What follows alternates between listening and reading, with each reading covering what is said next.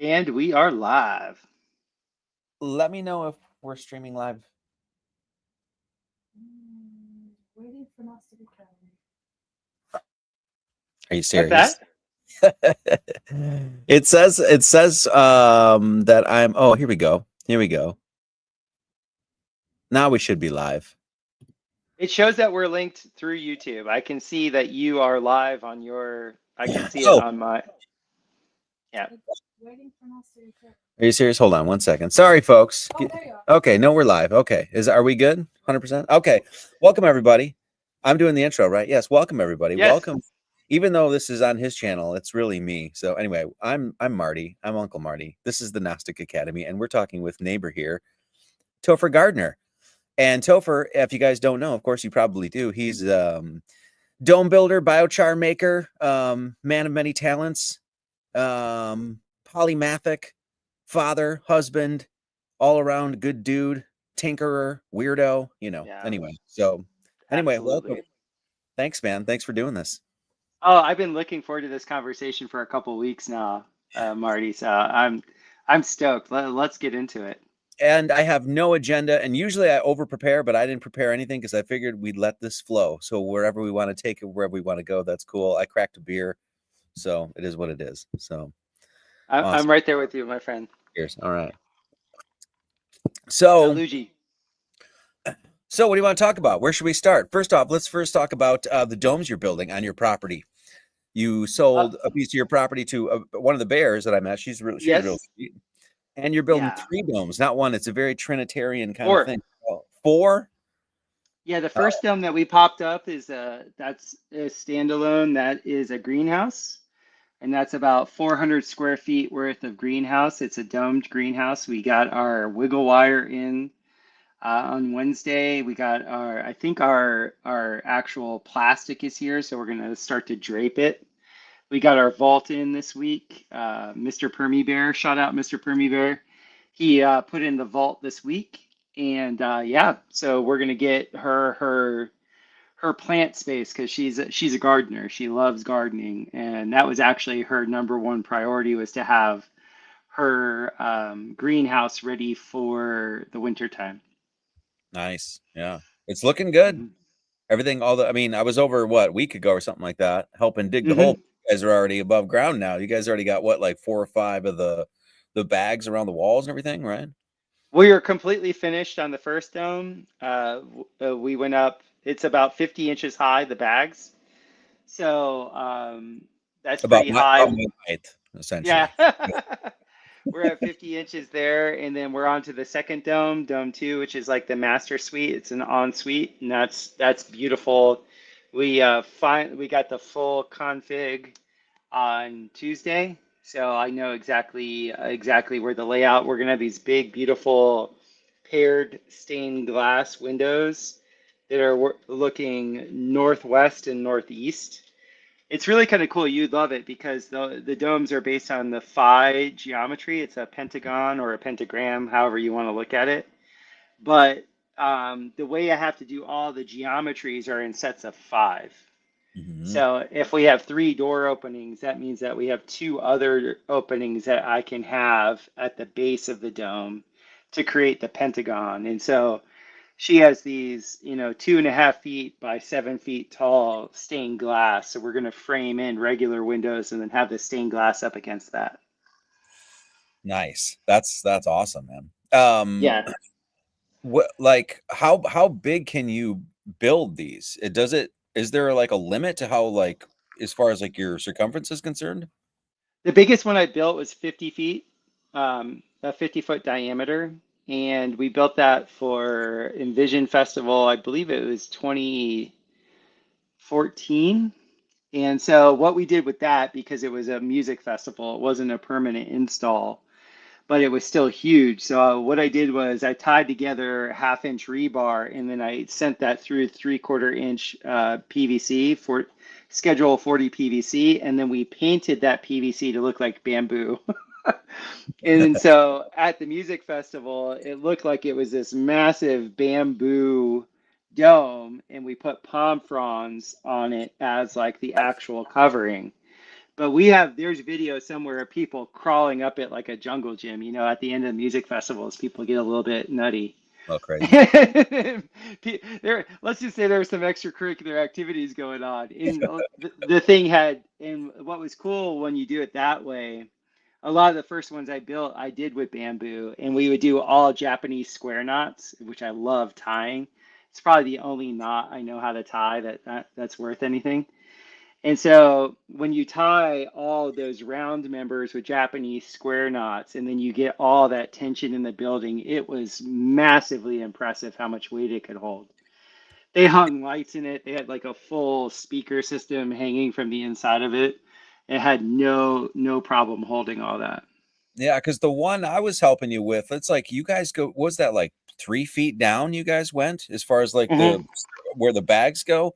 And Yeah, then the bags, I mean, the bags themselves are earthen. So it's like this thing, I mean, it looks like it's freaking hurricane proof or tornado proof earth, like, I mean, this yeah, shit ain't going anywhere. There's really nothing for like the wind or anything to like lift up or so no. it's like, I don't know, compared to like the matchbook houses that we build today, it's just like it's so impressive to see like it's got like such girth, you know what I mean? Like it's Well, that was the genesis of it. Like I moved down to Costa Rica, and we were going to just build a normal box house. You know, the contractor that I'd hired, he bought all this crazy wood, and we were going to build an ashram. I was moving down there to build an ashram, and I had designed it. Like I had help with another architect carpenter friend, and it was like my first SketchUp full full Monty design, but it was essentially a big square that had an octagonal within it. It had an octagonal arrangement of rooms, and then it had this great big meditation satsang hall right in the middle of it. And because the property we bought was essentially on the top of this ridge overlooking the ocean, so the whole move to Costa Rica was to essentially, you know, have this ashram and do meditations and all this stuff.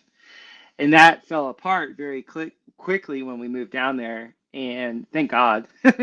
And as that fell apart, I started to like look into alternative building methods because I didn't have any money. Like all my money went into the ashram, and then that disappeared. It was like gone.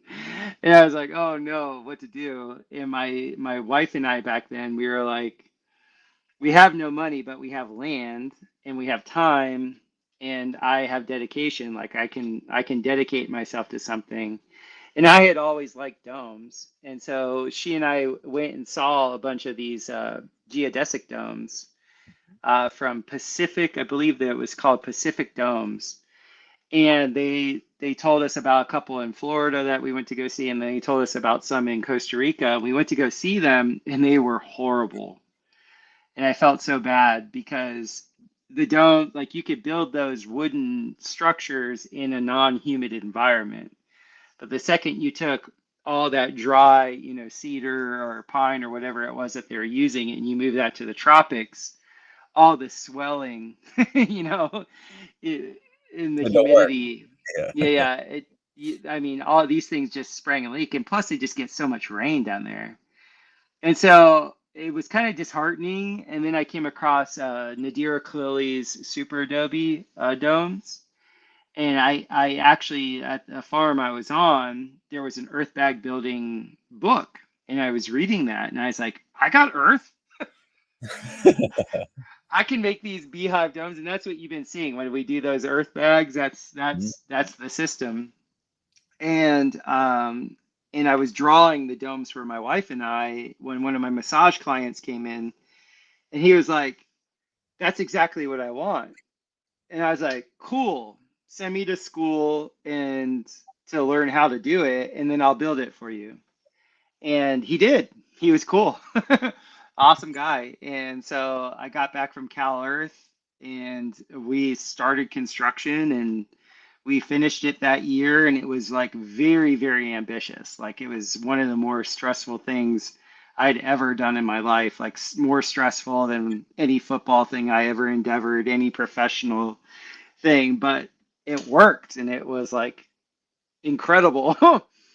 And people really wanted from that point on, they wanted my services to like build other stuff for them. And I'm I'm more of an artist than I am an actual builder. Like I'm not a numbers guy per se. Like I'm a geometry guy, but simple geometry. I'm not Mhm. fooling anybody with like a protractor and shit. Like I'm into like functional things that actually work. And I really honed in on that because I was seeing these beautifully built buildings in Costa Rica. We had a really wet, rainy season the first year I was there. And then we had got hit by a bunch of earthquakes in succession. And they weren't big earthquakes, but because the ground was so wet, when the ground would shake, you didn't get like a true liquefaction event, but you'd essentially get these lahars of earth moving down the hill. And those lahars, like these buildings that were post and beam would just turn into parallelograms. Mhm. They would just, Yeah. and then you're done. Like you're done. Like Mhm. you can't straighten out a house once it does this, you know. And if you do try and straighten it out, it's literally like as much money to straighten it out as it was to build it in the first place. And so I didn't have enough money to screw around. I actually had no money. And I was like, if we're gonna build on our property, I have to build it because we don't have any money. And it has to be something that could handle, the environment down there. And it was wild too, because when I was growing up, my dad built big buildings. He built commercial buildings, and we had seen a bunch of things about domes, and he really loved the functionality of it. He didn't like the aesthetics of it, but he's like, if you're going to build, that's the way you should build. Like that's the way to do it. And that kind of stuck in my crawl. I never thought I was going to be a builder when I was in college or playing sports. But once I became a man and I was like actually out there in the world and had to provide, it was like, oh, I can do this. Like this isn't a problem to do.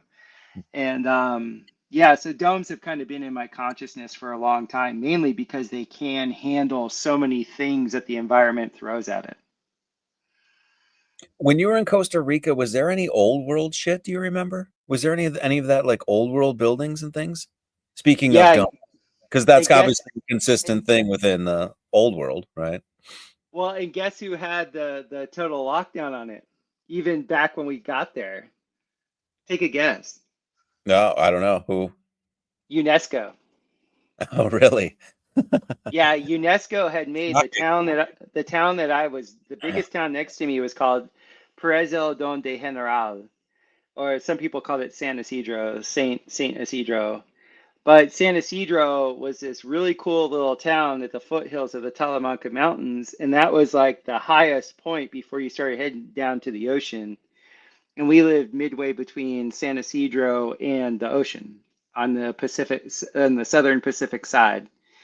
And there was only one road. It was a very bad, dangerous road when I moved there. And there were all these tales, these big, tall tales of all the UFOs that would go on in the Talamancas. And, you know, as a know-it-all ashram Vedanta Advaita guy when I moved there, I didn't pay any attention to anything phenomenal. I was like, doesn't matter, it's all whatever. I was very arrogant. And but as I was being humbled by life, as my Saturn return kicked my ass, Mhm. um, I started paying attention to my natural environment, and then we started to see these plasma balls over the mountains and stuff like that. And as I started to understand Spanish better and better, I could like actually listen to the locals, especially like the old time what we called campesinos. Mhm. And the campesinos, these were down to earth people. There was nothing sensational about them. None of them had any. There was no such thing as social media. These were people that were just so happy that you were taking the time just to listen to them, right?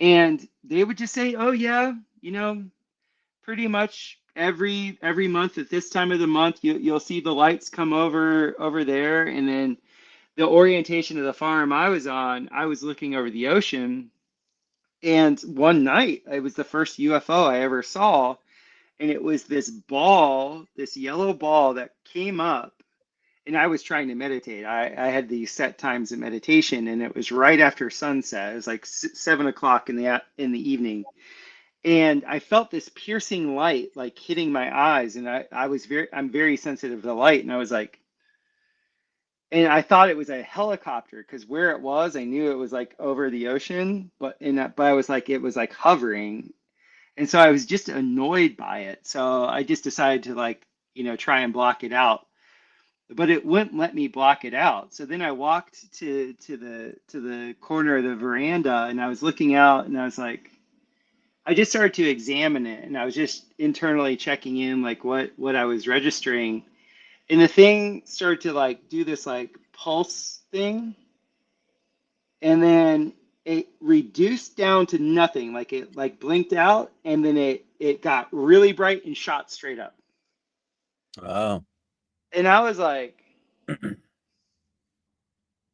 that was my first UFO. Like, what else could it be, And and so I remember talking to the people the next day, and like so many people saw it. It wasn't even a big deal. They're like, "Oh yeah, that happens all the time over that point."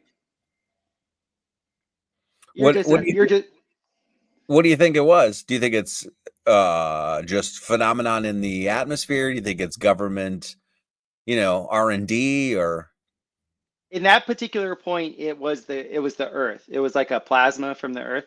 mm-hmm. Like I was reading a lot of Schauberger back then, and he was talking about when you have like these like happy places of congregation of the forest, and I was actually like where it was this point that was pretty pristine. It hadn't been denuded or anything like that. That was jutting out into the ocean. And that point was probably a nodal point or something, and you would just get this like because my consciousness was like very, very undisturbed.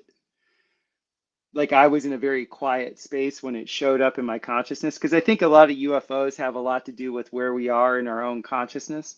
Mm-hmm. Um, I think that particular one that I saw that day had to do with whoever saw it was in tune with the land.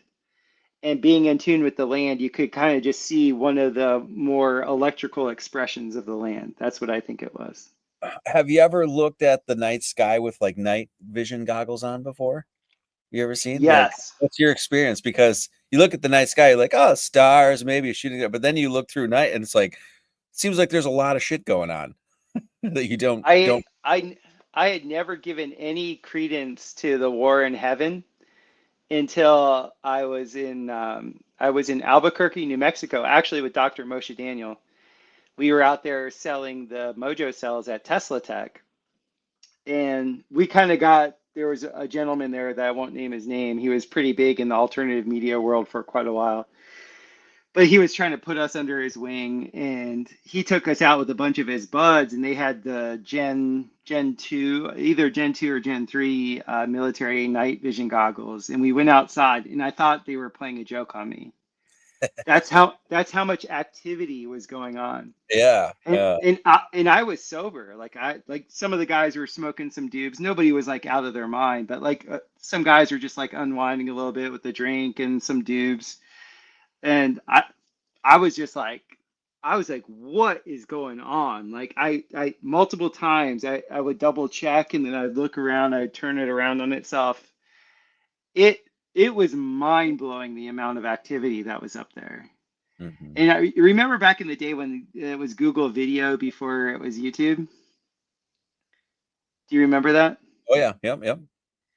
They used to play all these NASA videos of SRS 1071 or SRS 1085, and they would show like these like supposed launches into space, and then you see these extra lights coming in and doing all this stuff. So I had that in my consciousness, hmm and I hadn't woken up to the flat Earth yet. And it was really funny because you'll get a kick out of this. My neighbor, and I have to be very careful not to say his name. Sometimes I've messed up and said his name. My neighbor, in my first neighbor in Costa Rica, ended up being the retired, I believe, internet systems engineer for, um, it wasn't Skunkworks. He had worked for Skunkworks at one time. It was, What's the agency that does all of NASA's digitization? It's they're out of Anaheim, California. Not JPL. It's JPL. Okay. JPL. Okay. Yep. And so he had just retired, moved down to Costa Rica with his wife. They didn't have any kids. They bought their plot of land, just looking at the ocean, smoking weed all day. And I come down there, guns blazing, talking about UFOs, and he would just laugh me out of the room. And I'm like, what's his name? I was like, dude, I know you know something. And he was just, I would never get high with him, so he'd never tell me. So one time we finally get high together. And I'm like, dude, tell me what's up. And he goes, he's like, Gardner, I'll tell you what you want to know, but first you have to you have to complete this task for me. And I'm like, what's the task? He's like, I want you to find a picture of the sun from space in the visible light spectrum.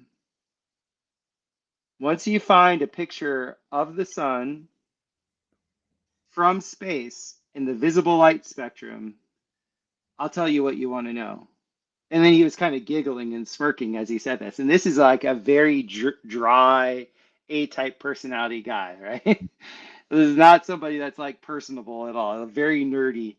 And I was like, oh, I'll find that next time I go to town, get on the internet, coming right up, dude.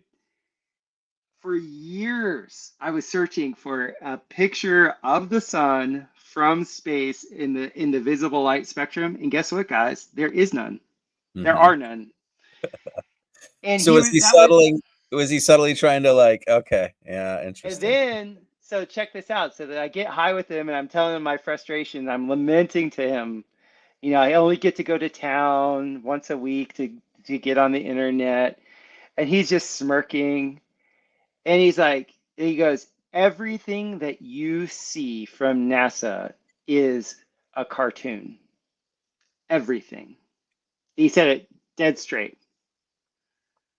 And I'm like talking to him about these videos and all this stuff. And he's just looking at me. He's like, everything.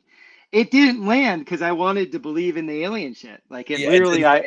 You say it didn't sink in at all, right? It just I didn't was, compute, right? Yeah, I was an utter doofus. I was an utter doofus. Like he was literally telling me. And then he played a prank on me. It was so funny because I so wanted to believe. And so I think he was lighting those, how they have those Asian, they're like those hot air uh, chariots where you light a candle in it and it has like a little parachute and it rises because of the hot air. Have you ever seen those? No, I don't know what you're talking about. Anyway, Oh, they're really cool. They're like made out of this really fine paper, and you put a little candle on them. It's almost like this little parachute, and so the heat current, the heat, it makes it rise. And so his place is under my place, and I see these things starting to rise in the sky. And he calls me up. He's like, Gardner, the aliens. I'm like, what? So needless to have you say, contacted him since? no. When he got divorced, he kind of went underground. He had a really bad divorce. Yeah, in the chat, they're calling them Chinese lanterns. Oh, Yeah, okay. Yeah. Oh, yeah. I know yeah, what you're talking about. Okay. Yeah. Here, let me get to my chat here. Make sure I'm not missing anything here. yeah. Big ups, everybody. Tell me if the super chat function is working, y'all. I tried to turn that on. You could give brother Marty a super chat. You could give your boy Gardner a super chat if you like. We got Welcome 83 people. everybody over here. How many you got watching over there? 83. Oh, I'm only at 41. Look at this. You're double the man I am. That's what it is.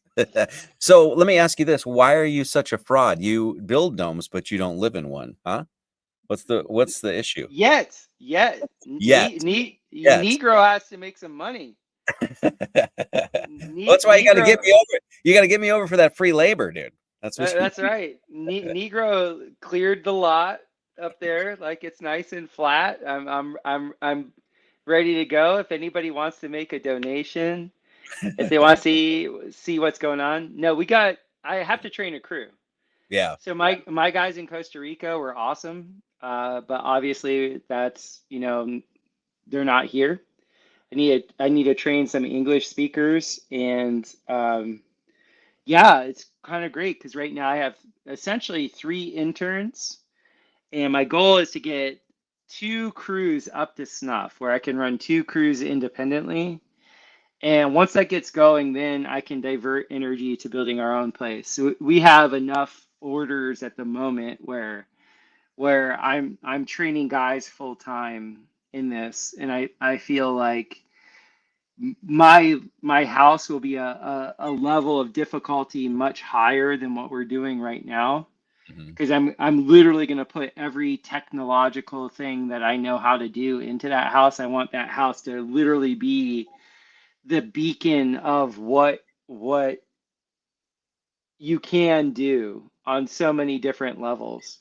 Like what? Um, Can you name a few things? Like, are you doing like in-floor heating or anything like that, or are we'll you definitely have in-floor heating. I'll do all rocket mass heating also.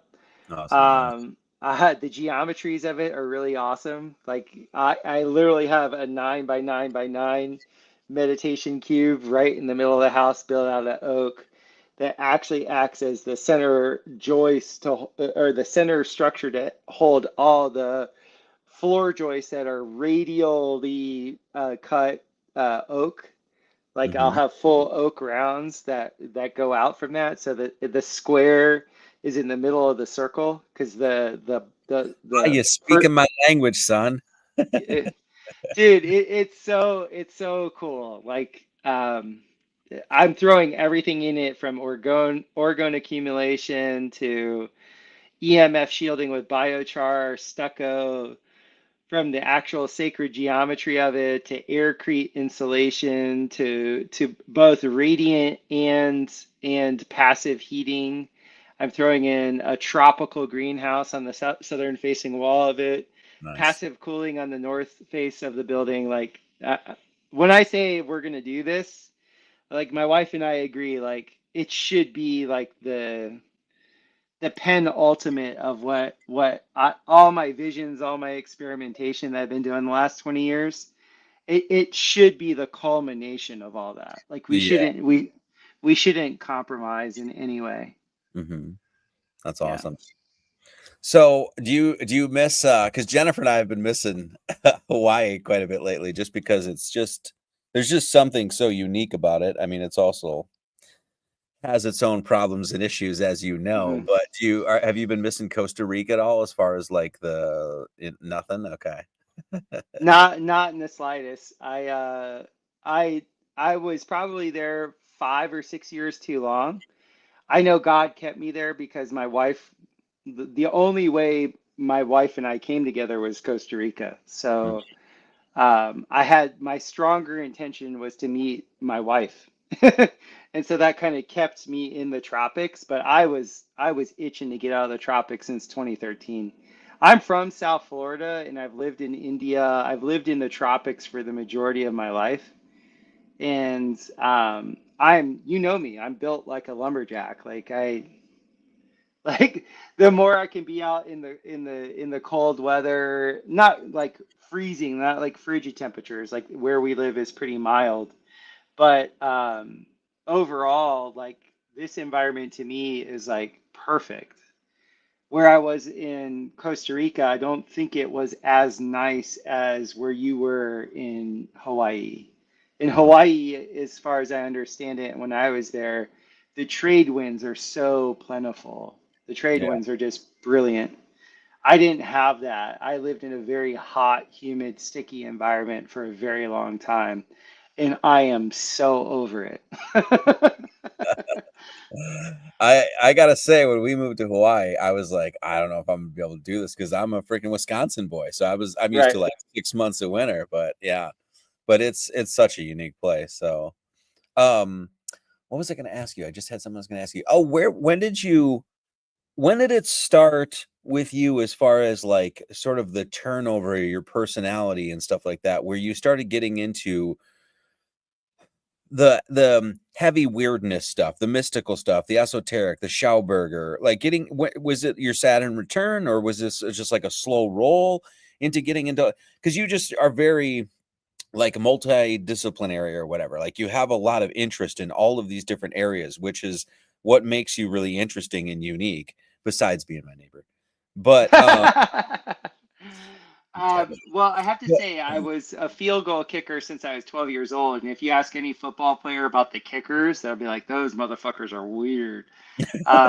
So I've always been a weird guy in the sense that I see things very differently than most people. I had a bunch of supernatural experiences when I was younger that kind of framed me just to be open to that. And then as an athlete, I was around some like really masterful athletes. Like in another venue, people would have called them like, Raja yogis, like full on 100% mastery of their physical body. And being in that world of seeing that, like my level of awareness and attunement to what is possible is, I think, very different than most people that I've talked to. mhm. And so I think I was subjected to, what was it called? What was that meditation that everybody was doing back in the day? I think it's TM, Transcendental Meditation. Yeah, I okay. was at I was at an NFL kicking camp after my senior year in college, and when I went to the camp, my my roommate, my competition, he was like, "Hey, have you ever done, transcendental meditation?" And I'm like, "What's that?" I was like, "No." I kind of shrugged it off as sort of like, that sounds weird.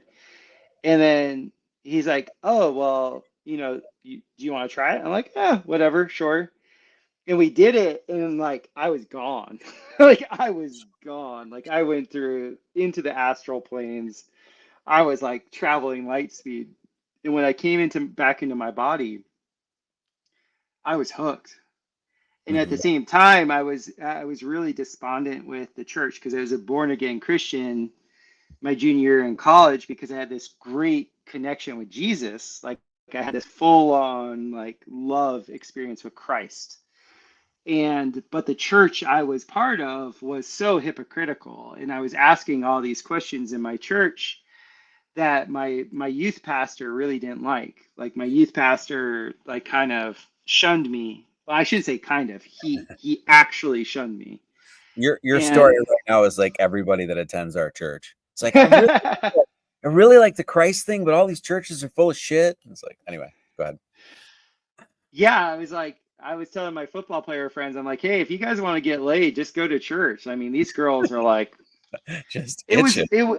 it blew my mind. I was so offended, actually, because I had a legitimate experience with Christ. I felt the full channel of light, the full love, and like total in utter like whatever was in my field that I was judging, whatever guilt, whatever transgressions was completely ameliorated, like gone, like just gone. You are forgiven. And I was just like, I was born again in Christ, and I was just like, I was so hungry for it. So I was reading the Bible, and I was voraciously reading the Bible, and I was like asking so many questions. I'm like, if this, then that. And like the Old Testament has this going on, but and like, how can you call him the Prince of Peace when he says he came with a sword? And I was just like, my love for Christ was so effervescent. I was like pulling people into the church left, right, and center just because I was like vibing with that. But my church was like hell. Mhm. It was hell. They were just, everybody was just like kind of going along to get along. And then we would go to these Christian colleges. It made me want to puke on myself. Mhm. Like, just like, they would sing these rock songs, and like everybody was like so sexually frustrated and acting weird. And it was just like, this is a lower form of hell. Like this, Worship music is what they play in hell, by the way. Like that new like ugh, it's worse than like modern pop country. I swear to God. It's like, you know, I'm all about dude, worship and all, but I mean, my lord, that stuff sucks. Anyway. Dude, it was even worse in the mid 90s. Like it was so bad. It was so horrible. And I was just like, this isn't Jesus Christ. This is not. I had a legitimate born again experience. If this church is representative of that, it's not. Was that just in meditation that you had that, or was that just No, no, no? I was actually saved by Jesus. This guy Jesus. So I had a internship. I was playing football at Michigan State, and I was doing really well. Like I had everything on a worldly level that a young man of 19, 20 years old could want. I had a lot of popularity. I had a lot of success. I had my college was paid for.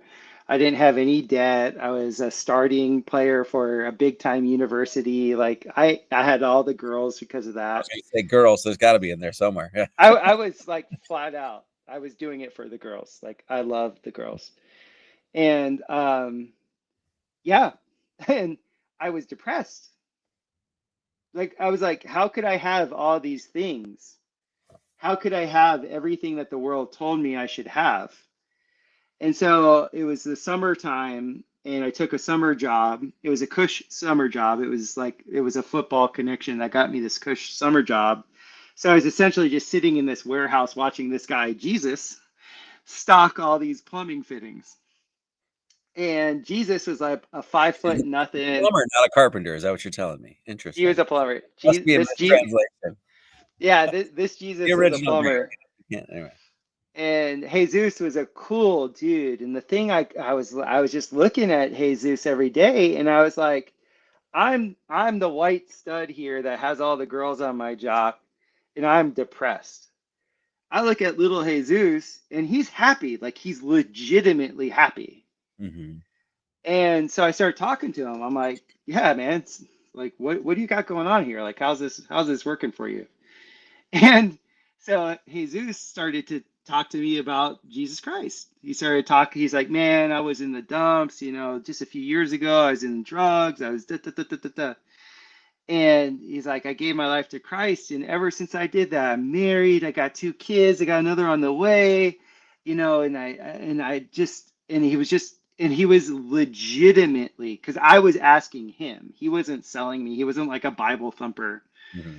And after like 6 weeks of working with this guy, he goes, "Hey, well, do you want to come to? We have a Wednesday night church." And I'm like, "Yeah, I'll do it." And it was in a very crappy part of Miami, Hialeah, Miami, and it was like one of these like churches that was in like a strip mall, and it was like a dilapidated strip mall. And so I go in there, and I'm the only white guy in there. They would be insulted because they all think they're white. But so I'm the only gringo, let's say. I'm the only gringo in there.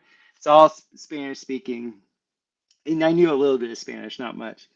And, within 10 minutes, the pastor is like, anyone here would like to be born again and give their life to Jesus Christ, the Lord and Savior. And I was just compelled.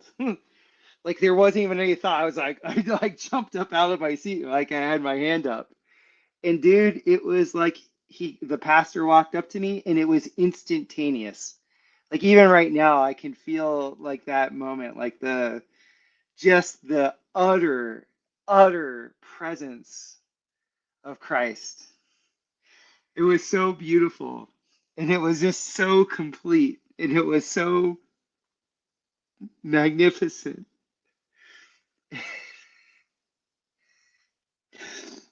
It it destroyed it destroyed all the shit that was there. Like it just it evaporated. It all evaporated. And I could see the errors. I could just see all the errors without judgment. I could see the sin without like feeling like I was bad. And I dedicated my life to Christ. Like I was like, this is what's the point of anything without this? Like Mhm. what's the point? And So after that experience, did you keep going back to the church, or and then further, like, because I know after that, then you started going into like, doing the ashram thing and the meditation and the yoga and stuff like that. Was this part of that journey, or was it a journey away and then coming back, or what, how did that shake out? well, I was during my summer break, so I had to go back to college and play football.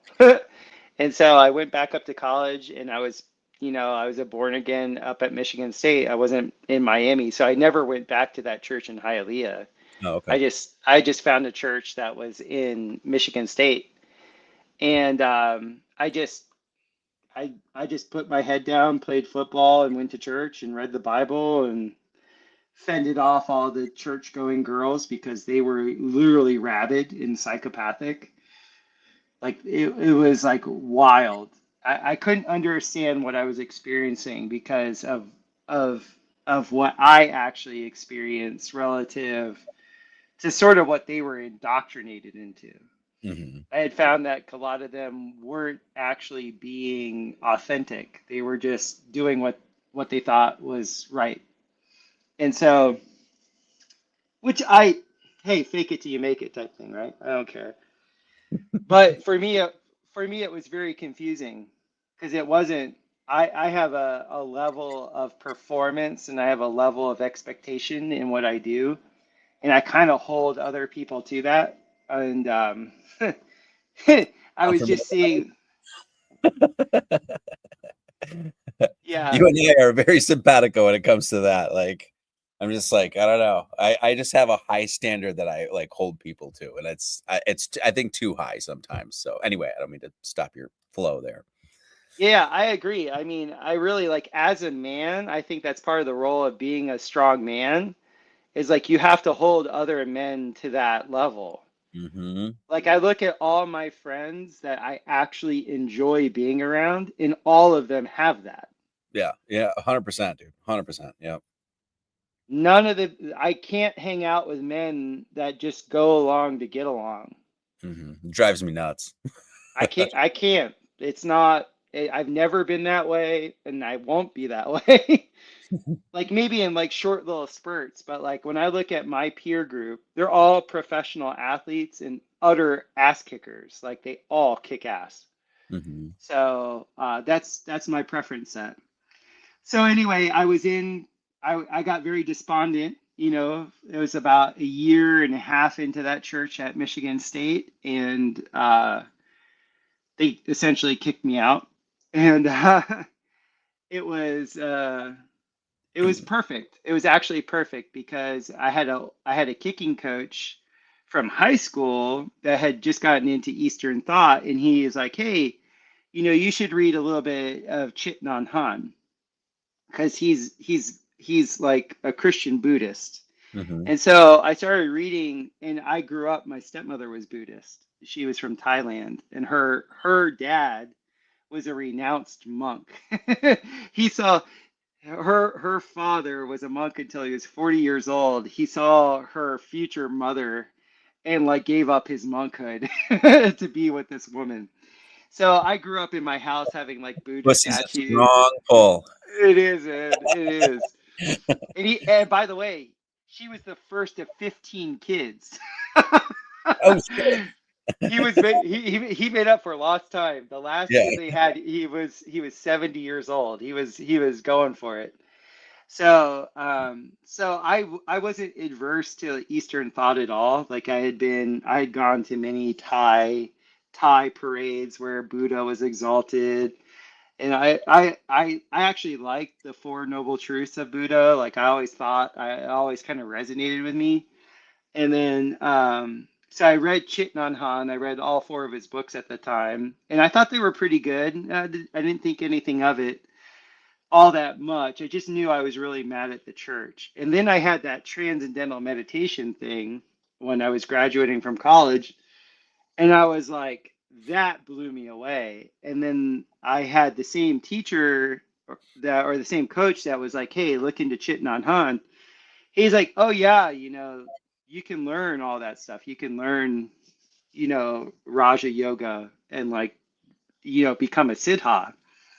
And I was like, what do you mean? Like it sounded like that was like so farcical to me. Mhm. And that's when I went down the path of Vedanta Advaita. That's when. So to answer your original question, I've been in the weirdness, like in the thick of it, since I was 20 years old. Like this has Mhm. been something, and I vacillated into Christianity and out of Christianity mainly because of the protection rights in Christianity. What I really like about in Christianity is there is a power to the name Jesus Christ. Mhm. There Yeah. is a power into invoking the angels, and especially Jesus Christ in agent in Angel Michael. That is so strong. There's literally like I've been in some weird circumstances, and there is nothing more like just utter. It, somebody had put it in such a weird way to me too. This was a while back, and it was like a comment, and they had said, if you look at all the traditions, no one is hated as much as Christ. Like it doesn't even come close. Meaning, like you could throw Buddha out there or Odin or whoever it is, and it doesn't even come close to how much attack, if you will, Christ gets. Right, and then Right. there's the other side of that, and there's a reason for that because there's something that has an inherent power in that, and I call it the word that breaks all magic spells, if you will, because it really is, like Yeah. it's the spell breaker. I would say it's the thing that's actually breaking the most amount of spells right now in our world too. hmm You know, I totally concur. Because I was in like the depth of Vedanta Advaita. Like I went all the way to the holy mountain of Tiruvannamalai in India, which they think is the incarnation of Shiva. Like that's Shiva. Like when Shiva left the body form, he became this volcano called Tiruvannamalai, and it's like where all the sadhus go and they do their pujas and they walk around it, they circumambulate it and do all that every year. It's like that's like the Mecca for the Hindus in southern India. And I went there and I was unimpressed. I was just gonna ask you what you think, because everybody's like, when I was younger, there was always this thing like you got to go to India and go sweep up around the ashrams and do this. I'm like, I don't know, man. The rivers seem dirty and fucking, I don't know. Yeah. Yeah. It was completely I started writing my first was it was my second book there. It was a book called The Creation of Religion, and I could really see that they were selling a story Yeah. because once again it was the same thing I encountered with the church in East Lansing, Michigan. Was I have an authentic drive to know God, Hmm. so I know when somebody's being inauthentic, Hmm. and I really know when somebody's lying. And so I was being sold a story about India and all this specialness and non-duality and find the I. And I'm like, well, if I have to find the I can find the I anywhere. The I never leaves. So why the fuck do I have to go to India? To the That's point, exactly the little revelation I had too. I was reading Dai Dao Ching. It was like this notion that you got yeah. to go to some sabbatical and go to Mecca or make your, whatever. I'm like, pilgrimage here. I'm like, why the fuck do I have to leave anywhere? Like, shouldn't I be able to find God in southern Wisconsin, Monroe, whatever, that kind of Mhm. thing. So anyway. Yeah, so it was exactly that. I was just like, this is dog shit. These people lie, and there's literally dog shit everywhere. And there's like people shit. There's all the different types of shit. Literally, like I would make this joke walking from the ashram to the mountain is like, oh, right now we're passing over Quagmire Lane, and now we're dipping into Sewer Town. Like it was everybody's lying. The Indian people, in and of themselves, did not respect each other.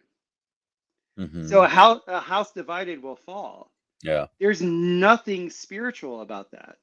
Yeah. Marty, I was having this incredible conversation with a middle class Indian man at a chai stand before morning meditation. It was like 5 o'clock in the morning, and we're just sitting there drinking chai and talking, and he was so engaging. And we had talked for like an hour, and the 6 o'clock bus comes, and the first guy that comes out, he's a dressed in his all white, he's the high class.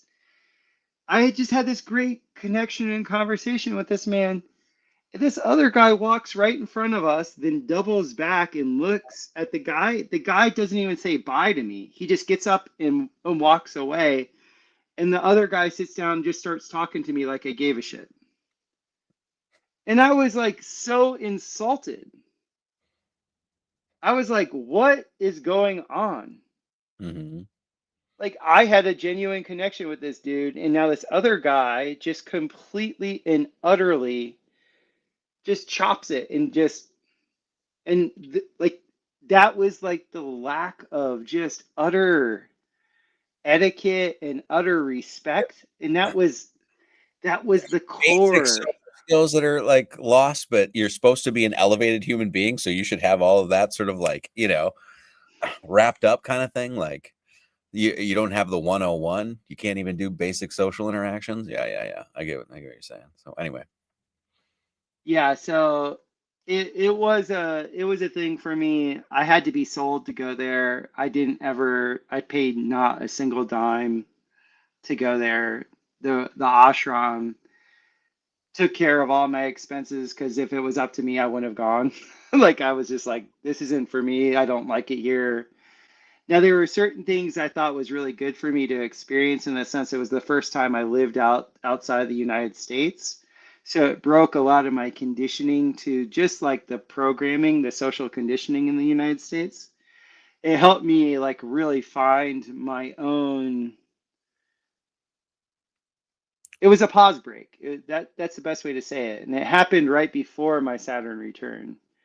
So I really got to like kind of break out of the North American mind. Hmm. And when I went back to the United States, I was very intent not to live there again, but I knew I wasn't going to live in India. And that's when we started to look for property in Costa Rica. And I love Costa Rica. Like, I really thought it was beautiful and wonderful and had all the things that I was looking for. Um, and it even had like very nice alpine areas, like up higher in the mountains and things like that I thought were wonderful. But yeah, everything has its time and place. And it was cool because we moved down to Costa Rica. Our whole project fell apart very quickly, but I had like four friends that I moved down there with, where we all stayed like really tight, and we just kind of built our lives down there together. And that was the best thing that could ever happen to me, because that's when I started to really get my hands dirty. That's when I found earthen building and building rocket mass heaters and building domes. Is And that a that's, is that like a thing? Like, because I know it's definitely a thing in Hawaii, or is it like a thing when you move to the tropics that like all your plans just get go whoop like this kind of thing? Because that's like the story of Pele, right? Like when people move to Hawaii, it's like, oh, I'm gonna do this, I'm gonna get them, and then you get there, like, no, you're not, bitch.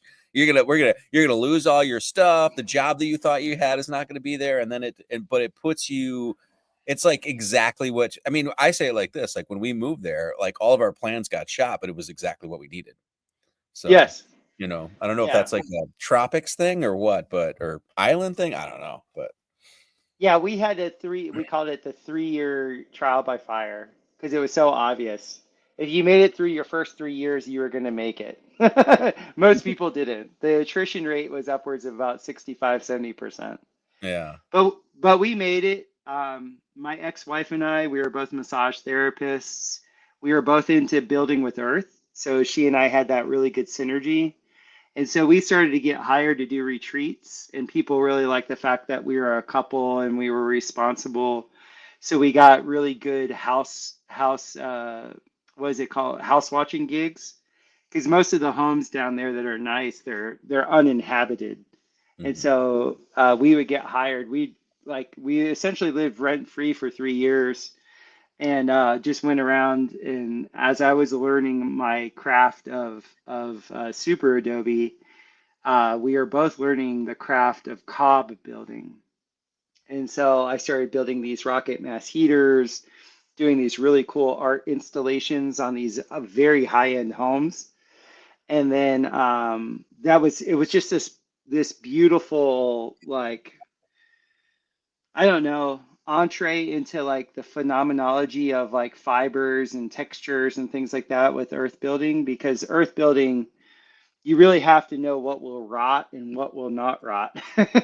You have to kind of know what can handle the elements, what you can actually mix together to like really like make things work.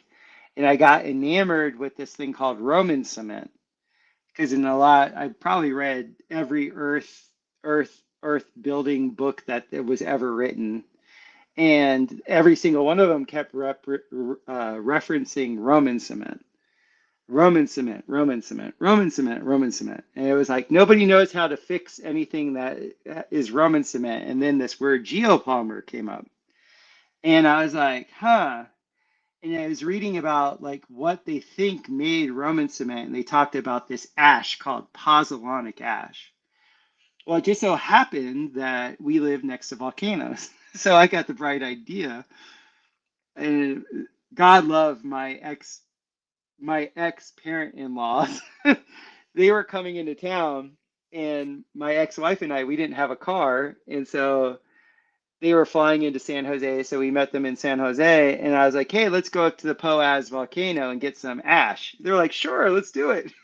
They were always up for whatever harebrained thing I had going on. And we got lost up there, and let's just say the ash, we didn't score the ash, but I was hot on the trot to like find ways to build this stabilized earth with natural materials. And it was awesome education in that. I'd really given most of my early construction life to perfecting tropical cob. They called it Bareke. That was the name down there, which is like a wattle and daub construction. A And I what? kept getting, they call it wattle and daub. What does that mean? You create an armature out of like say bamboo, like split bamboo, and then you put cob on either side.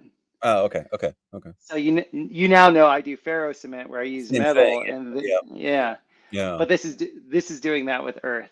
And so yeah, I did that. I ran workshops for many years and taught other people how to do that, and obviously taught a construction crew how to do all that stuff. And so, yeah, we just kept doing all that stuff, and it just And kept you growing and growing and growing.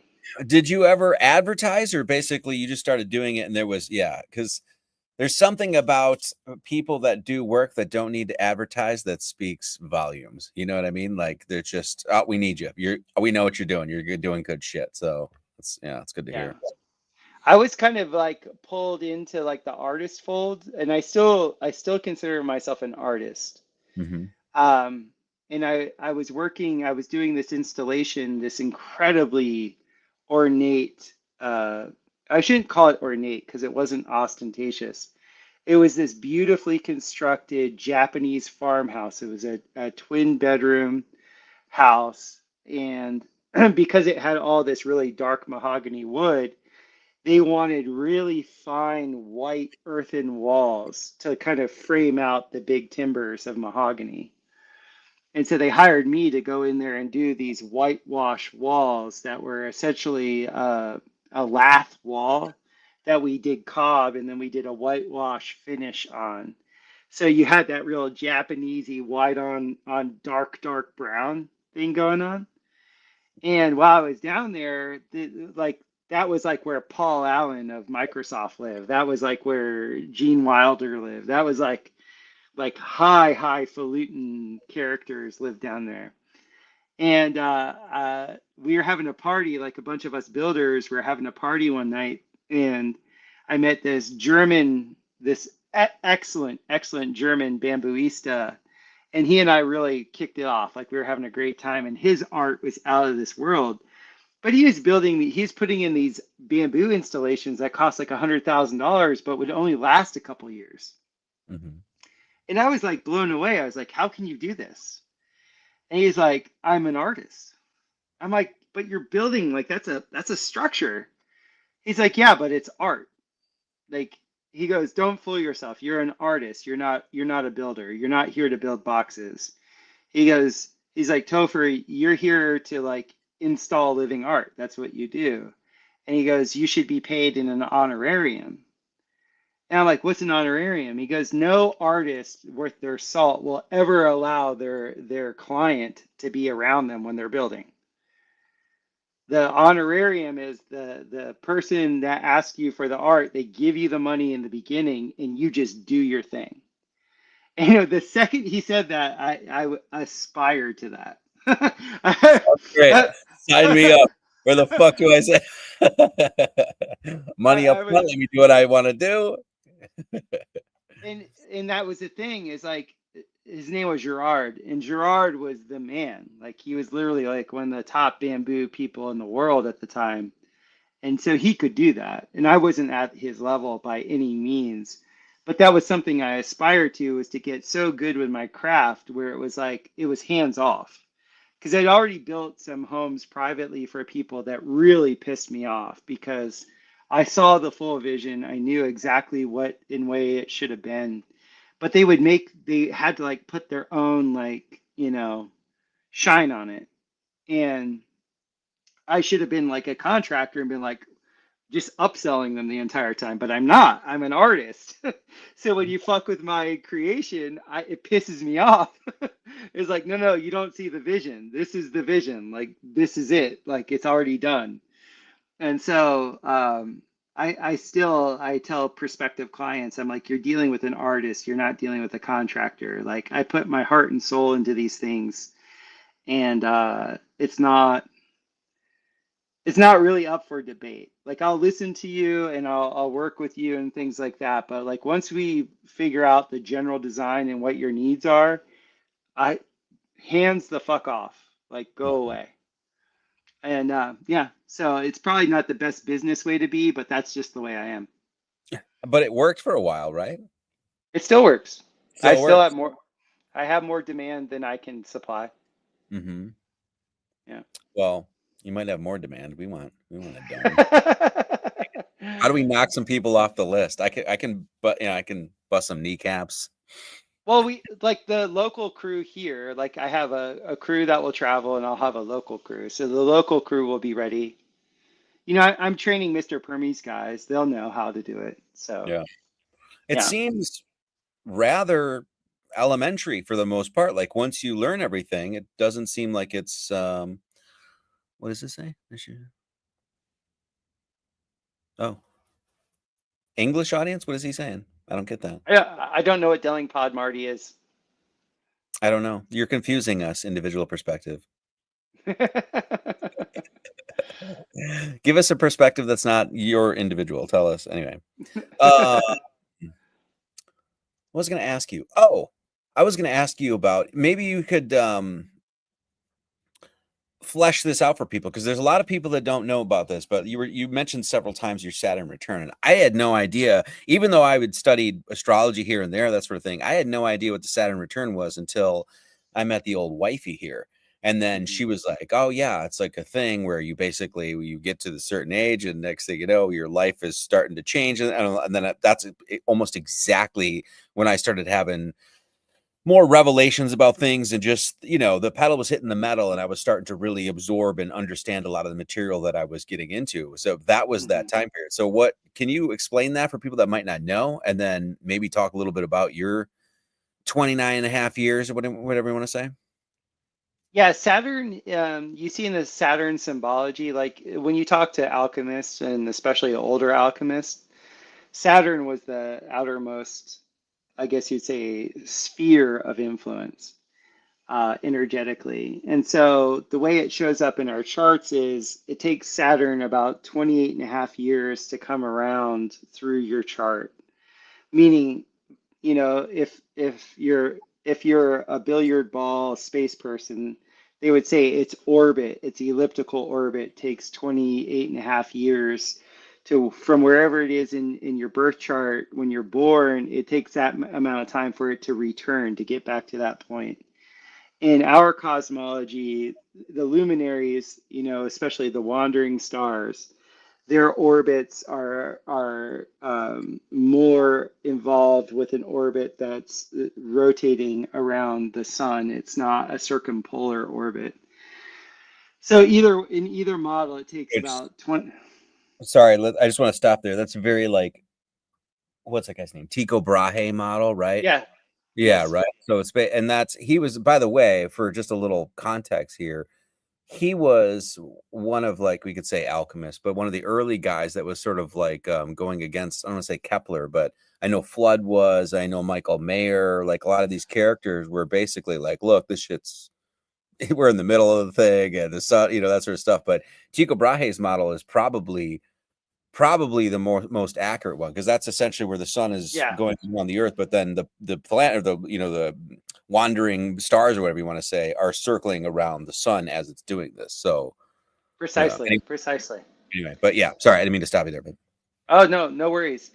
What it means to us is that energy, that archetype is the one that every time he makes his return, he eats your youth. He eats the previous yeah, 29 years. yeah. That's why in the symbology you see him eating babies. He's not actually eating babies. That's symbolic of him eating your youth. Like he There can are eat. people that eat babies, though. I'm just saying that. We just want to I clarify I that here. I, I'm I understand. I love veal. I'm into it. this, Um, hey, no, what I'm one saying. second, 1 second. Can you give me a beer, baby, please? What's that? Yeah, it's in the shirt. Yeah. Thank you. Sorry, go ahead. Yeah, so We're Kronos, on he does hour his 2. I gotta have my second beer. Sorry. Okay. he does his loop around. He comes around and he essentially is like the reset button. And because Saturn rules this structure and discipline, he's like the archetype I like to tell people. He's like the disciplinarian father. He's the father figure that rules with a stick. He's there to show you how you're fucking up. Mm-hmm. So when he comes around, he not only takes your youth, he shows you where you've been fucking up. And you're kind of left teeter-tottering every time he makes his return and anytime he is actually in opposition. So what you see is when Saturn's in opposition, you usually go through a big physical experience. Like when we're 14, 15, we go through our puberty. When we're 45, we go through our middle age. Like a lot of women start to enter menopause around then. Men go through their midlife crisis around 45. Then around 75, you have like the mortality question. Like most men in the United States die at 75, 76 years old.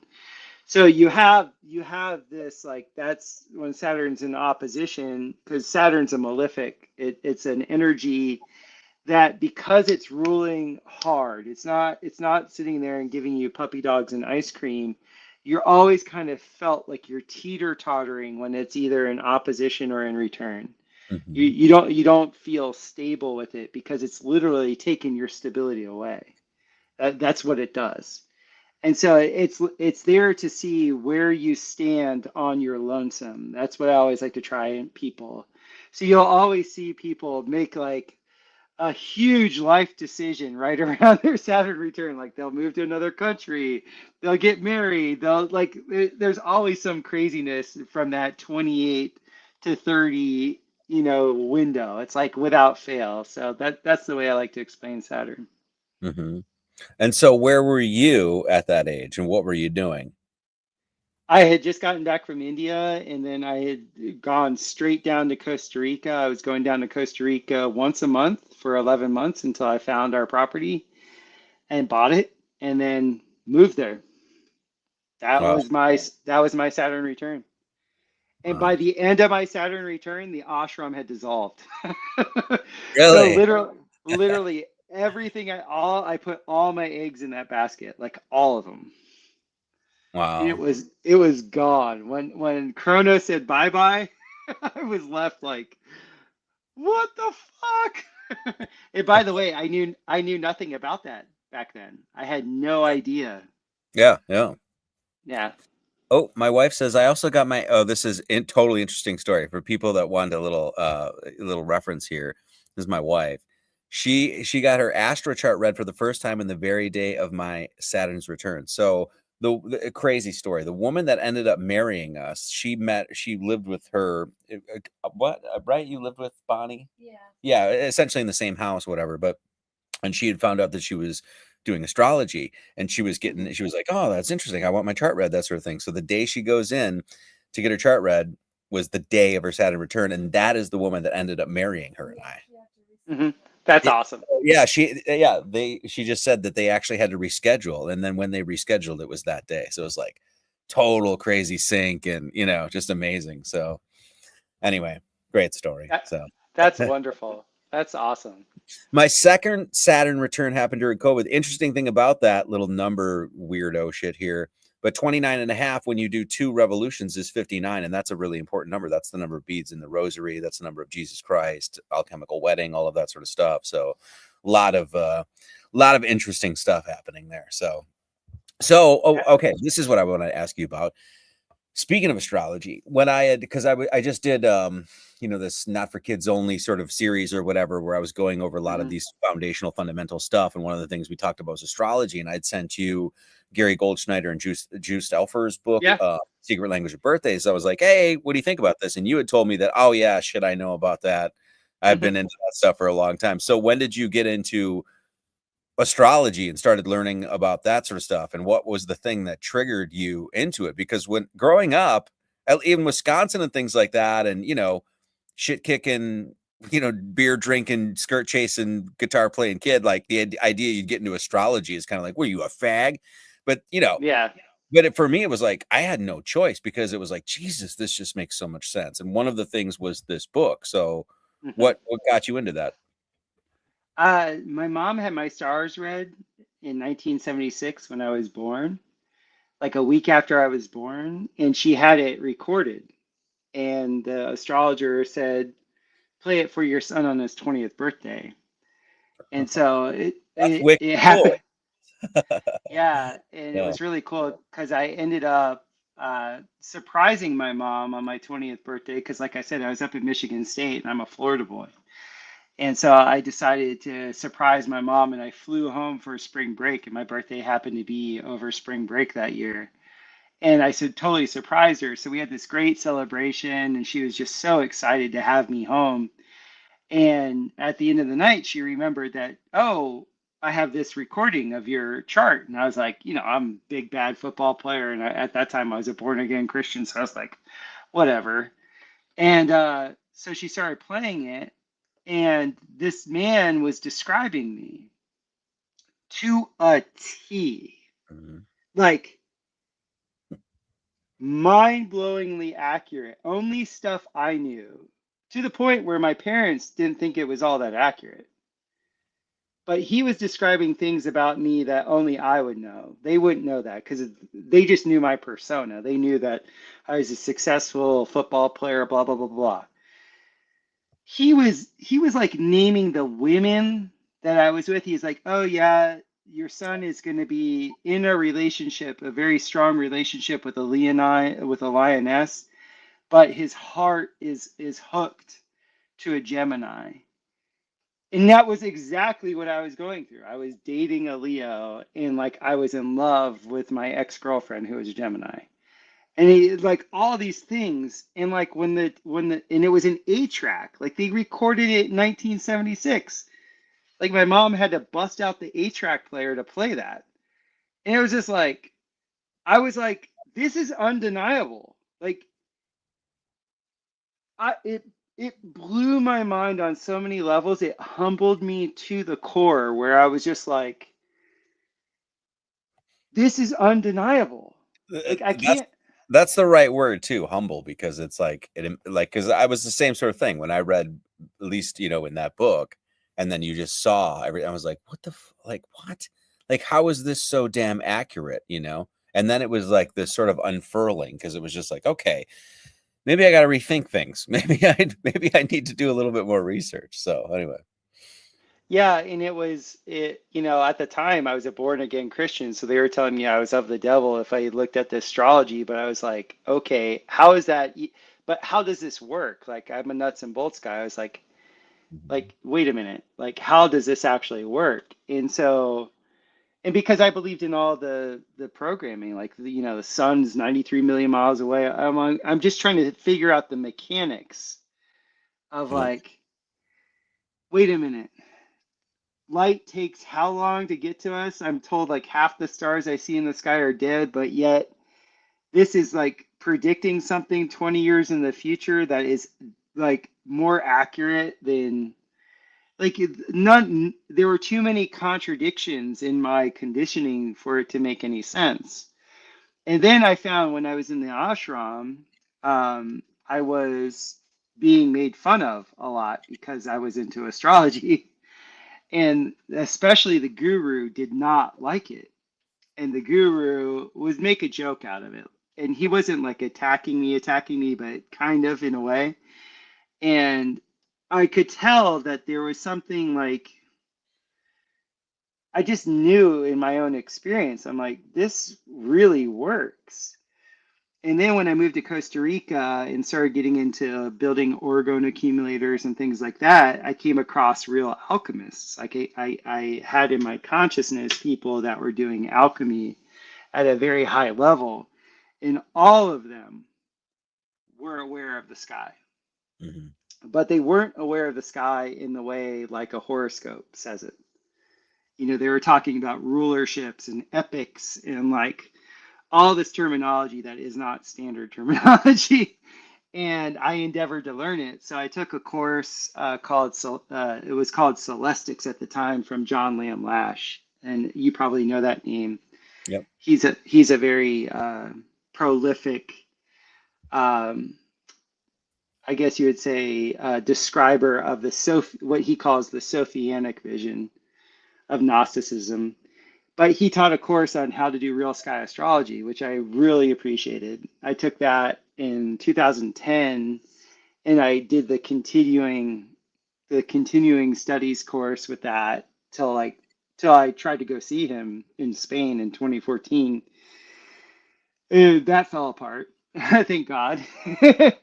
And uh, so I got very intimate with the sky, of like watching the sky. And all during this time, I just happened to be building malokas and temples for people that did ayahuasca.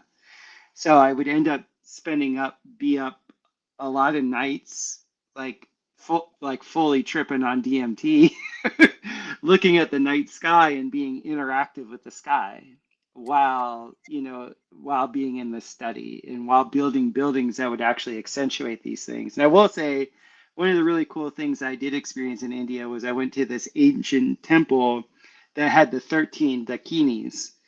And it was incredible because we went there on a full moon, and it was crazy because I forget which dakini it was, but she was doing this move, and she was literally holding the moon of that, because the dakinis in that system rule the different moons. Like each moon is a different dakini.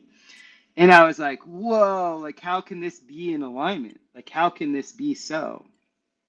And especially in the given model of the solar system with parallax and all the rest of it. So yeah, that was my entree into astrology. It's kind of been in my life, my entire life. I just have given a lot more. I guess like in the study of Vastu, which is like, so it's the Indian version of Feng Shui, Hmm. and building buildings that are dealing with energetics, and then also understanding my clients and what my clients are, how they're designed, like how the creator designed them, and then kind of tailoring that to what the structure should be depending on where they are. It all kind of fits together, if that makes any sense. Like to take one of those details out and not like kind of do it holistically is I don't think is the best way to do it. Hmm. I honestly think part of the heliocentric lie, the lie of cosmology, a big part of it is to steer people away from actual legitimate astrology. Yes. You know? Yeah. I mean, save for lying to us about where we are. That's a big one. But astrology plays such a huge part in all of the ancient epics that there's no way to understand them. I don't think without a genuine and in-depth study of the stars. I just don't think it's possible. Hello. By the way, this is a good time to stop. If anybody has any questions for Mr. Topher, you can send them on our YouTube page, and Jennifer will get them, and then she'll send them to me. What's up, Thunder Awesome. Chicken? So Thunder if anybody has any chicken. questions, maybe we could take the last 20 minutes, half hour, something like that, and then yeah. I just want to see this. Sorry, give me a second. No problem. Oh, okay, cool. Okay, cool. So yeah, if anybody has any questions, just let us know. And cool. So where do we go from here? I'm I'm I'm terrible at this. So You what's got this. You got the sticks, man. what's interesting to you? What's been getting getting in your head lately as far as like because you're always like tinkering with ideas and things that you're interested in. Is there anything that's got your, you know, got you Oh, right now that you're focused on? well, I mean, I'm getting hit now with all these offers to like manufacture certain things that I've been working on for years and years and years. Um, I've been working on this way of making biochar for a Hmm. long time. And now I have a manufacturer that's going to start building those for me. So I'm waiting on the first couple of samples, or I guess you would call them like I want to beta test what they make and see how it is before we bring those to market. So that's kind of exciting. Um, Can I'm you give about some insight into that? Well, it's very similar to what you've already seen at my place, except at my place, I'm just recycling old barrels. I'm just going to use the same proportions, just slightly different, but it's essentially a barrel. A retort is a vessel that you can take biomass in. You put the biomass into the retort, you light a fire under it. That biomass will cook, but because it's in a lower oxygen environment, you end up with a substance called biochar. It's a pyrolyzed carbon. And this is different than charcoal. This is different than pit burning because pit burning, you have too much oxygen interacting with it. And so you get a different charge in the actual carbon. With biochar, it's the highest diamagnetic charge that we know of. And the diamagnetism makes all the difference when it comes to the plants Hmm. and to our health.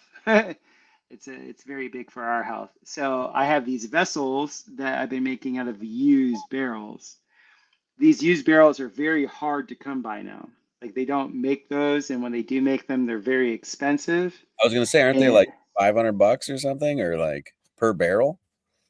yeah, like for the stainless steel barrels, like the minimum I'm paying for a stainless steel barrel is $300. And No. that's without shipping, that's without anything. New, like to buy them new, they're $700. Oh, shut.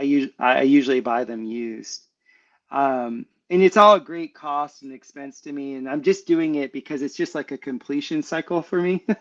I've been into making my own biochar, making my own rocket mass heaters for so long that I can do it for myself, no problem. Like I love doing that. But I've had enough people that have wanted me to sell it to them. And so I have a biochar company where I sell biochar to people, but then they want these devices. And the few people that I have given them schematics for, they don't do it right. And so the best way to solve this problem is actually to produce it full, like the full Monty out of stainless steel so it doesn't go away. And that's on the horizon. That's coming. So I'm pretty excited about that.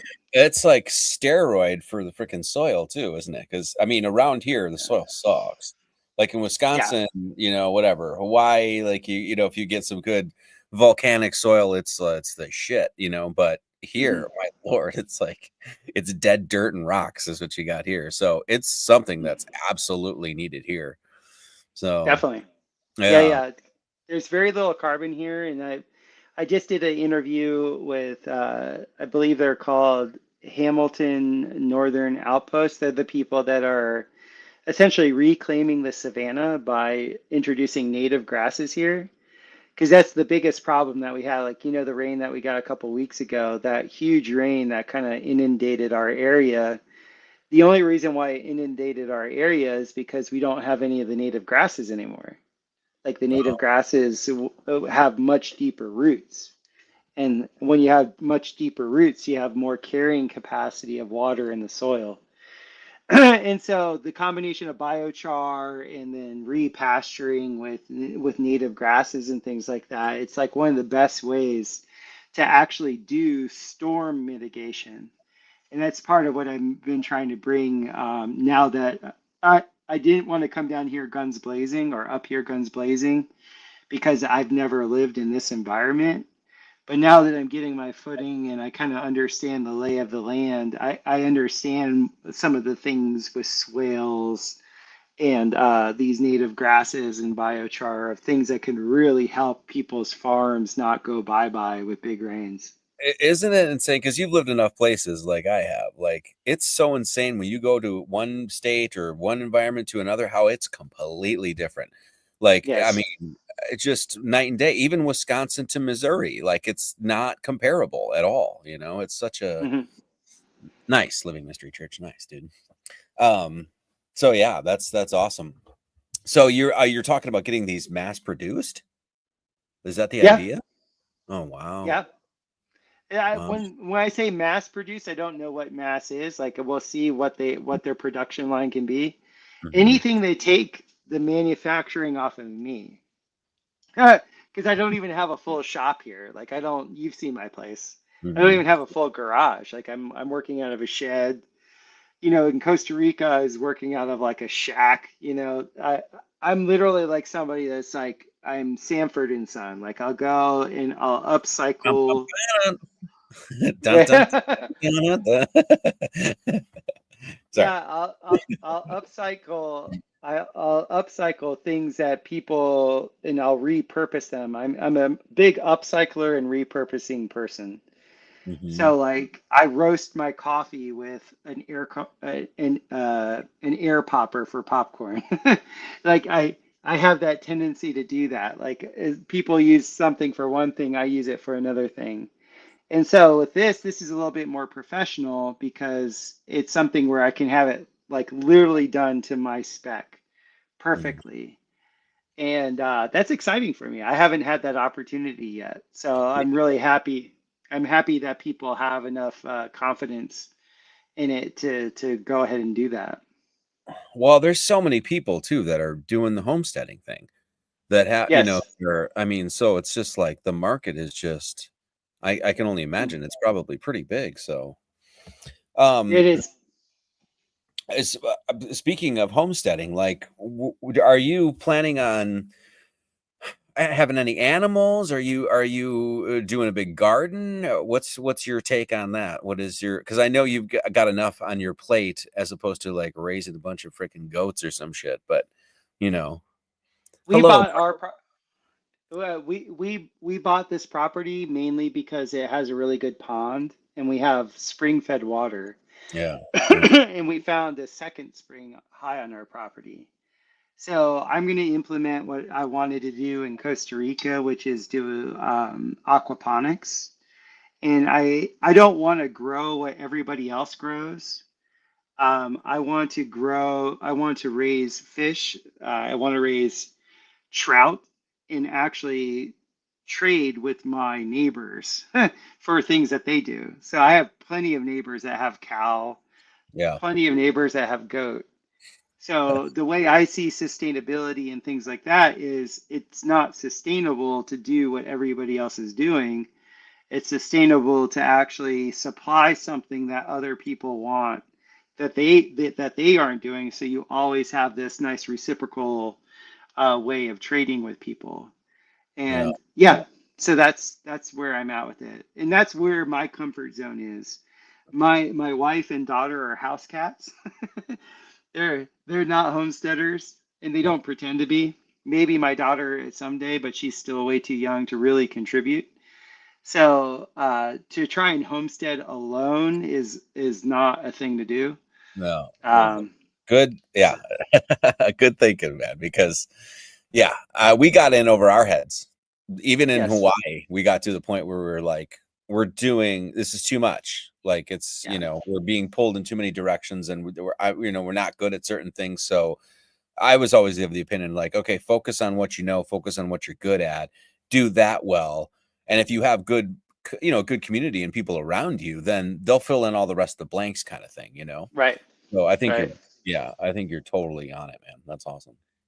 That's permaculture. In permaculture, you kind of figure out your zone. My zone, like I live on a lake, as you know, and I have a really nice pond, and I have the capability of making another feeder pond very easily. Mhm. My expertise is in hydrological systems, like with pumps and things like that. So I can make all the ram pumps and everything that I need, my overflows, my bypasses, and everything. I can do all that, and then I can make fish emulsions. So I could sell my fish emulsions.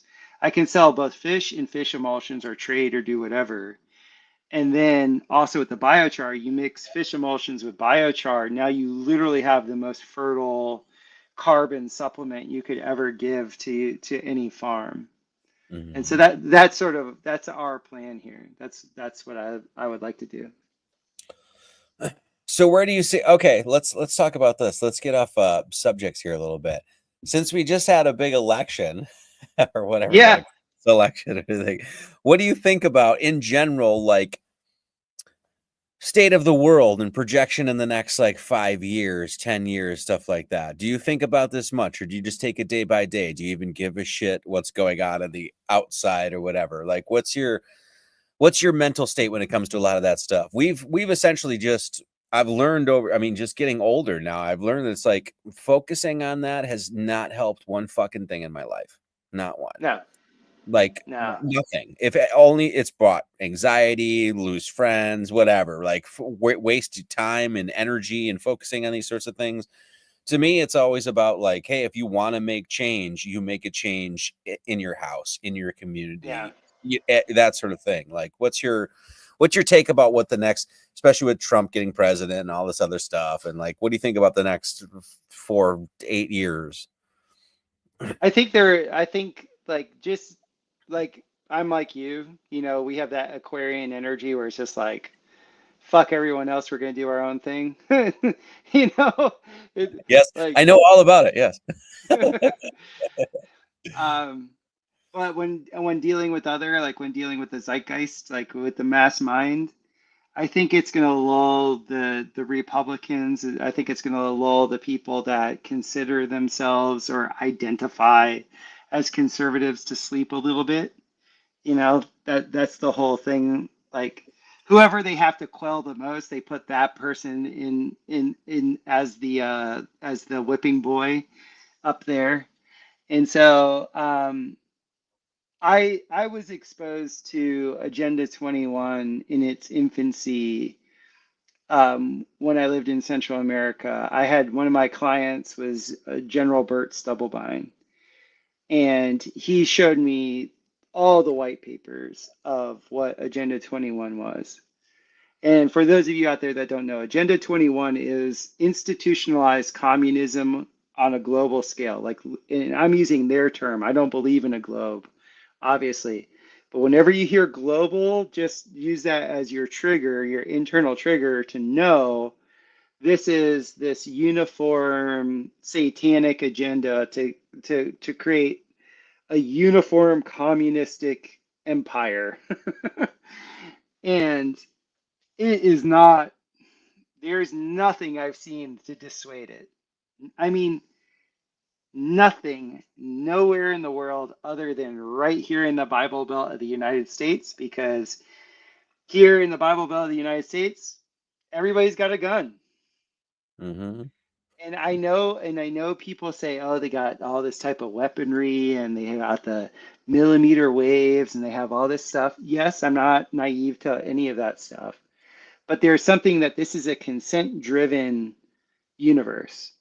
And there's something about the backbone of this country is the Bible Belt, even if the majority of the Bible thumpers are completely deluded or Zionistic or whatever. I tell you, Marty, there's a thread that's keeping the sanity. Mm-hmm. Just like with the weather modification that destroyed like my summer haunt in North Carolina. Like where I lived in North Carolina, Black Mountain, North Carolina is gone. Bye bye. Mm-hmm. There were more Christian fellowships in North Carolina that everybody just got taken care of. They said they literally flipped the bird at the federal government and were like, we're taking care of this. We got Mm-hmm. this. FEMA, Yeah. fuck off. And that's what I'm talking about. There's something in the North American spirit that's literally like naturally ingrained anti-authority. Yes. Yeah. And this is what it's really hard to like when I went over to Germany several times with the wife, it was such a smack in the face because to them, when you say, "Oh no, we're going to build something and we don't need a license or a permit to do that," they they don't even understand it. No, they can't. It They doesn't cannot. even compute. They're like, "No," I'm like, "No, we didn't have to ask it, but you had to go to the county, right?" No, no, we just No. fucking built right there. Like whatever it is. And it's so crazy because that is, it's part and parcel to that rebellious sort of spirit that is the backbone of so many Americans. And people say that that's dying. Yes, it is in some respects, but I think it's kind of alive and well, and it's resurging, in my opinion. So, It's totally resurging because the thing is I think the best thing that COVID brought was the majority, like a lot of people in the United States literally saw the absolute like absurdity and the folly of what was being instituted. They mhm, completely lost trust in federal, like the big government. mhm, And you had 20, what was it, 23 states that like filed suit against the Biden administration for fraud. Like fucking awesome.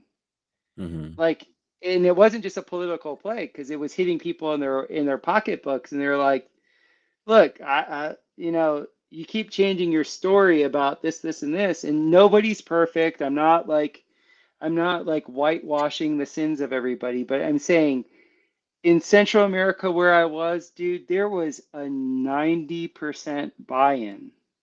In these socialist countries, they take what the government says, even when they know their governments are fraudulent. In the United States, it's just baked into us to be like, the big guy's fucking lying to us. We're going to do our own thing. I don't believe, yeah, that's how it was in Hawaii. It was such a wake up call because that's not even a communist state, even though it is. On paper it's not, but to watch as everybody just like, all right, we're gonna do the thing, and 6 feet apart or whatever it was just like, and then me to be such a shit kicking Irishman, rebellious kind of guy. I was like, no, no, we don't do that here. This is America. And so Mm-hmm. quite the wake up call is what it was, to see how some of these other places really deal with this sort of thing. In America, there was certain, I mean, when we got back here too, and we went up north in Wisconsin, it was like, this was during the whole, like, oh, you put the mask on still. Nobody was wearing a mask. You're not going to tell those old crotchety guys that are like, just got done shooting deer or whatever it was, or baling hay or whatever. They're like, you need to do, they're like, fuck you, so anyway. Yeah. Yeah, I have to say, I was chasing after a beautiful Belgian woman in 2013 and 2014. And I went over to Belgium to live with her. And I was appalled by the lack of testosterone in the men there. Literally, they were all capri pant wearing. They were all just like whatever the system says. Mm-hmm. And I remember we were outside at a beer garden, actually in southern Germany. And I'm looking up at the sky, and dude, it was literally a checkerboard. So for all those people that say, oh, it's just flight patterns, you can fuck off. It was straight across checkerboard in the sky. And I'm sitting there with all these, like, Look, they're Germans, playing and tic-tac-toe in the sky. I was trying to explain to them, I'm like, that is not natural. That is not for your benefit. None of them wanted to even address it. Not even like look, not even give their attention. I was just the crazy American guy. And I felt like Will Ferrell, like, am I the one taking crazy pills? Like I was just like ripping my hair out because I was like, where's your fight? Where is your like will to live? Where is this like thing that animates you that like allows power to come through? Gone. Central America, 2019. I had a crew of 8 guys. I would give them in rotations of 4 guys to go and protest the re-election of the president of Costa Rica, who was a known fraudulent person, was thrown in international jail, like total total corrupt thing. The second he gets into office in 2019, he institutes this plan where if you're in the Costa Rican government and work for the Costa Rican for 1 year, your pension lasts for the rest of your life and passes on in perpetuity to your family. Oh shit. Sign me up.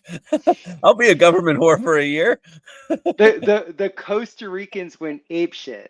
They were like, no, it protests. 6 months of protest. Like, and that's what all of us gringos loved about the Costa Ricans. They were like, yeah, they're fighting for their rights. And I'd be out there honking and having the bullhorn. You know how, like, the Hispanics love their bullhorns. And it's just like, "Rah, rah, rah."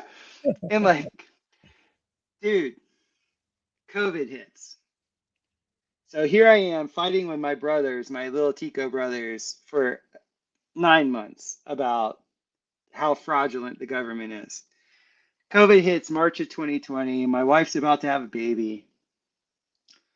And they're all just bought the line, hook, line, and sinker. They're like, oh, yeah, the government has our back.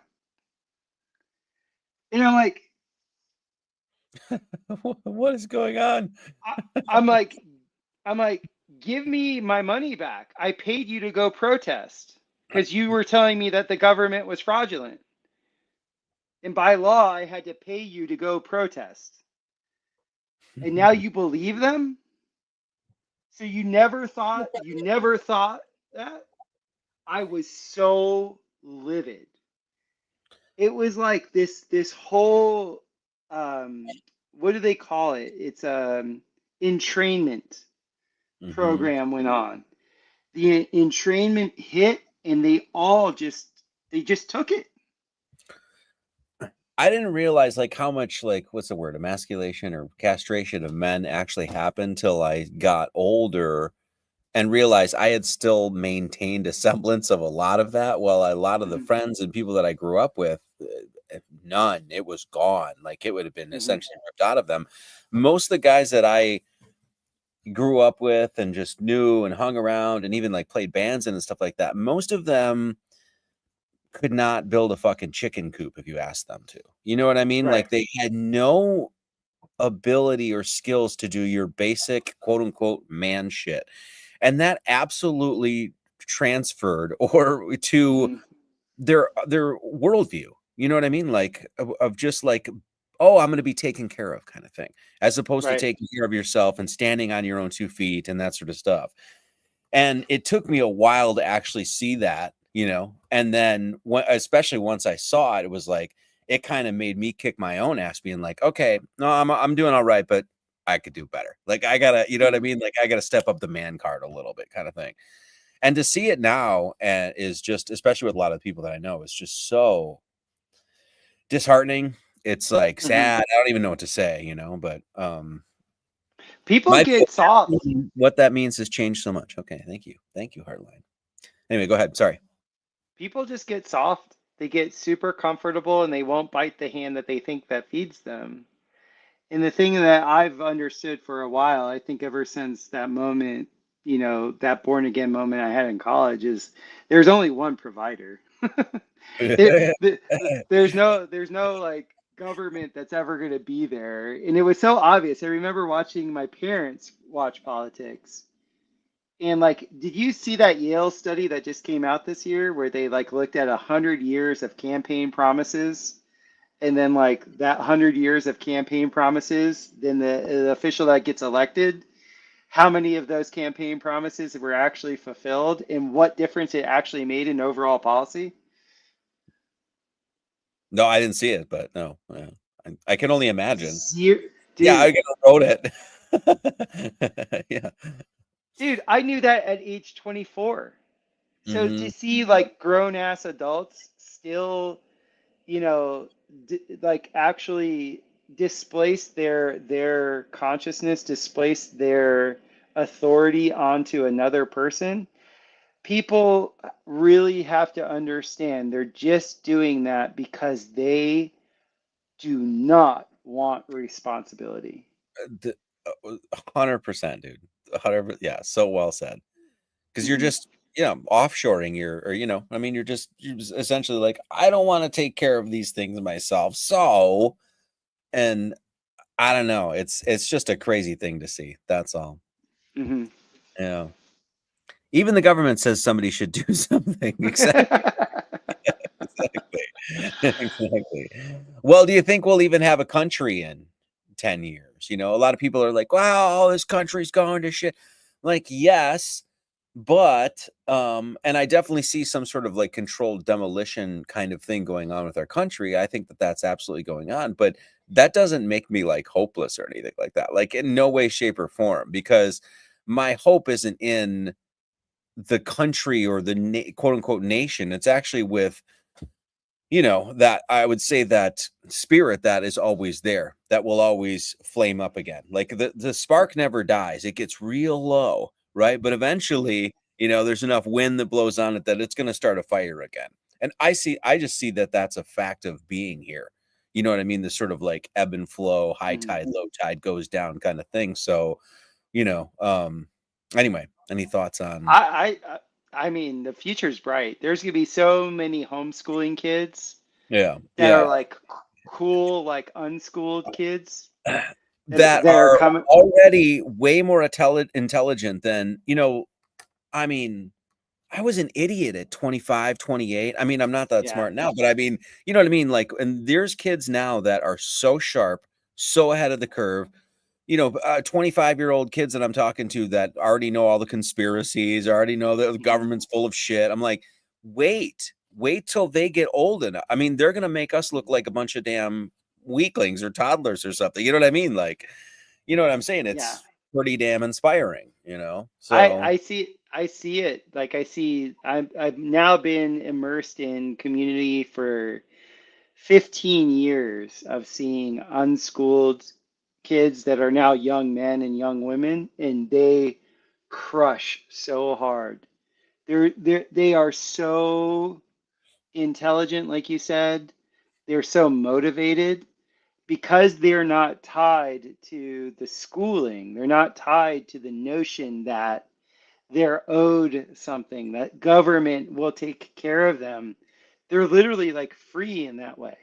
mhm. And so they're very, very ingenious. They don't have the like at least my conditioning when I was coming up was like, okay, to be successful, you're a doctor or a lawyer or you're a professional I gotta do football this player. and this. Yeah, And yeah.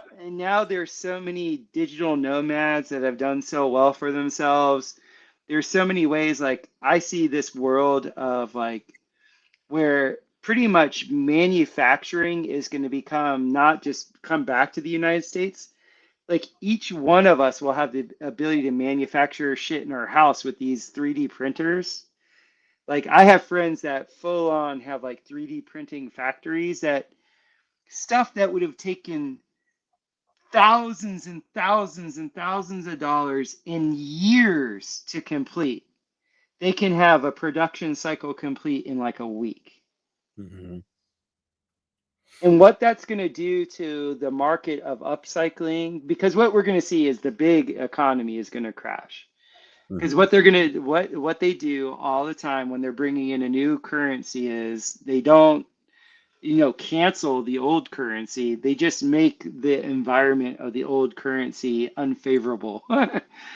So you see that with the digital currencies now, they're pumping them, right? They want everybody to switch over to the surveillance state, full on money that gets turned on and off, right? Um, And it's so not even crypto or anything. It's literally digital dollar. I mean, if you wanted to go and take your money out of the bank, depending on how much money you have, chances are you're not going to be able to do that, especially if it's like hundreds of thousands of dollars. So at that point, it's already digital. It's already imaginary, if you will, My yeah, yeah. kids are smarter. My oldest son runs his own business at 24. He's crushing. Yeah.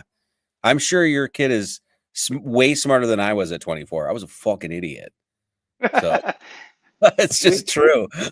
Wicked smart. Smart. Wicked smart. Yeah, so I really think that there's a wave of innovation. I think there's like content creators like you and I, even though we're small scale, like there's enough of these little voices out there that are giving alternative viewpoints. And dude, I work with a lot of young men. I always have been. I think my last company I had, five guys under the age of 25. And now I have like five, I have three guys, well, I have three men under the age of 30. They're awesome. They're I gonna do when I was great. over there, yeah, when I was over, I forget what his name is. Now I feel bad because I forget his name, but he was like 27, and I was just Ethan. asking Ethan. Yes, yeah, thank you. Really nice guy, sweet, sweet guy, hard worker too. Yeah, I was great asking him, worker. yeah, I was like, so what's your situation? Like, oh yeah, I'm married and I think he's got two kids, and I just bought this piece of land, and I'm working my butt off over here so I can actually build my. I'm like, dude, you're 27, you have kids and land, and you already have a projection of what you want your life to look like. Jesus Lord, I had none Yeah, of that. Like even foresight into like what I wanted to do in my mid 30s when I was that age. The fact that right. these kids, if you will, have it that far together, I'm like, you're gonna be just fine. I think Yeah. things are gonna be just fine. Everybody just calm down. So I'm in total agreement with you with that. Yeah, and the cool thing is I've done so many workshops over the years and I've met so many young people where they give me confidence. They really do. It actually keeps me very young because I'm like, oh yeah, like I don't have this like, oh, the world, like the people that want things to end, it will end for them. The people that wanted it, your own prophecy. Don't leave me out of it. Yeah.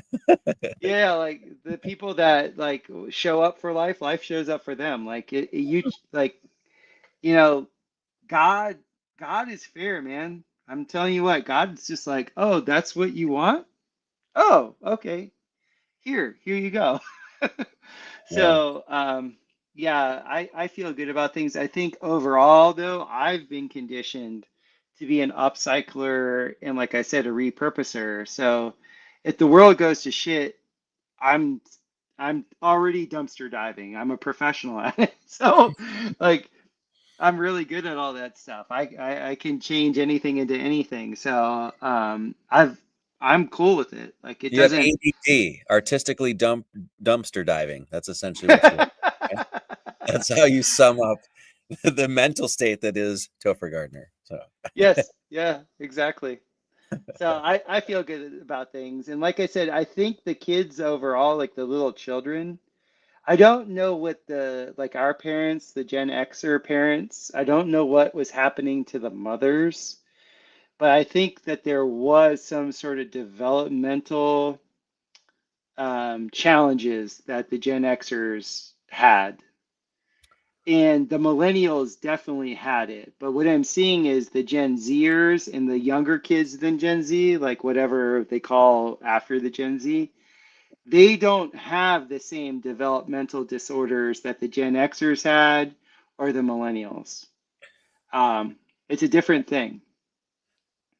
To me, I don't know. I see like a lot of the generations before us were under a massive spell, obviously, and that our generation basically came and broke that spell Yeah. with all of the things that are being revealed, and it's Hmm. not just the internet or whatever. It's literally the boots on the ground of the people that were going out and being like, no, this doesn't fucking make any sense. I want to make sense of it, and then work their ass off to help and put that out in the world. And that is a major spell break. And so even when you look at like boomers and things like that, lots of blame to go to the boomers, but at the same time, it's like I think many of them were just under wizard spell. They Yeah. actually thought that what they were doing was like, no, this is good. I worked my ass off. I get the nice car, that sort of stuff. And they were just, like, so I think there's a little bit of sympathy, if you will, but at the same time, whatever, you still have to own up to your shit. But I think that's just it just makes sense to me that as I see it, that we're sort of in the position of like breaking those spells for many generations. And that is, that's a really good thing for the future generations, Yeah. and I it was motivates I me to do what I do, that's for sure. So, It was amazing. I was married, my first wife, I was married to, she was a like ultra organic granola woman and very naive to the world. Like grew up in a very wealthy neighborhood. She was like Buddha, never seen death, like just like totally pampered until she met me. And we had had like a pretty tumultuous time in Costa Rica, and we had come back during our to get our passports renewed to Florida, and we went to our favorite diner where they had these huge blueberry muffins.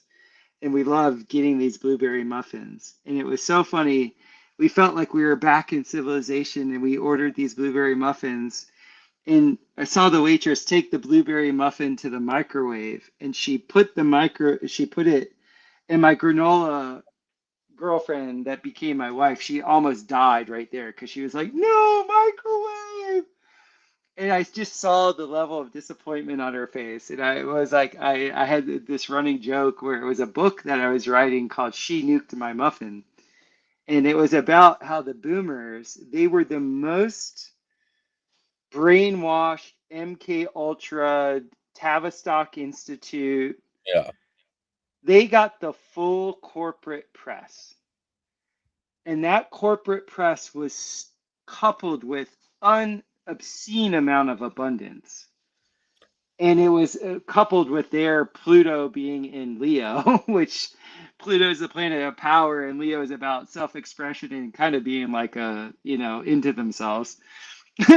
That whole combination of things just made them oblivious to like the natural world. And Yeah. then the Gen Xers come in, and our Pluto's in Virgo, and Virgo is about being in tune with nature, is about being like actually knowing natural remedies. It's mutable earth. It's not this self-centered thing that the Pluto and Leo is.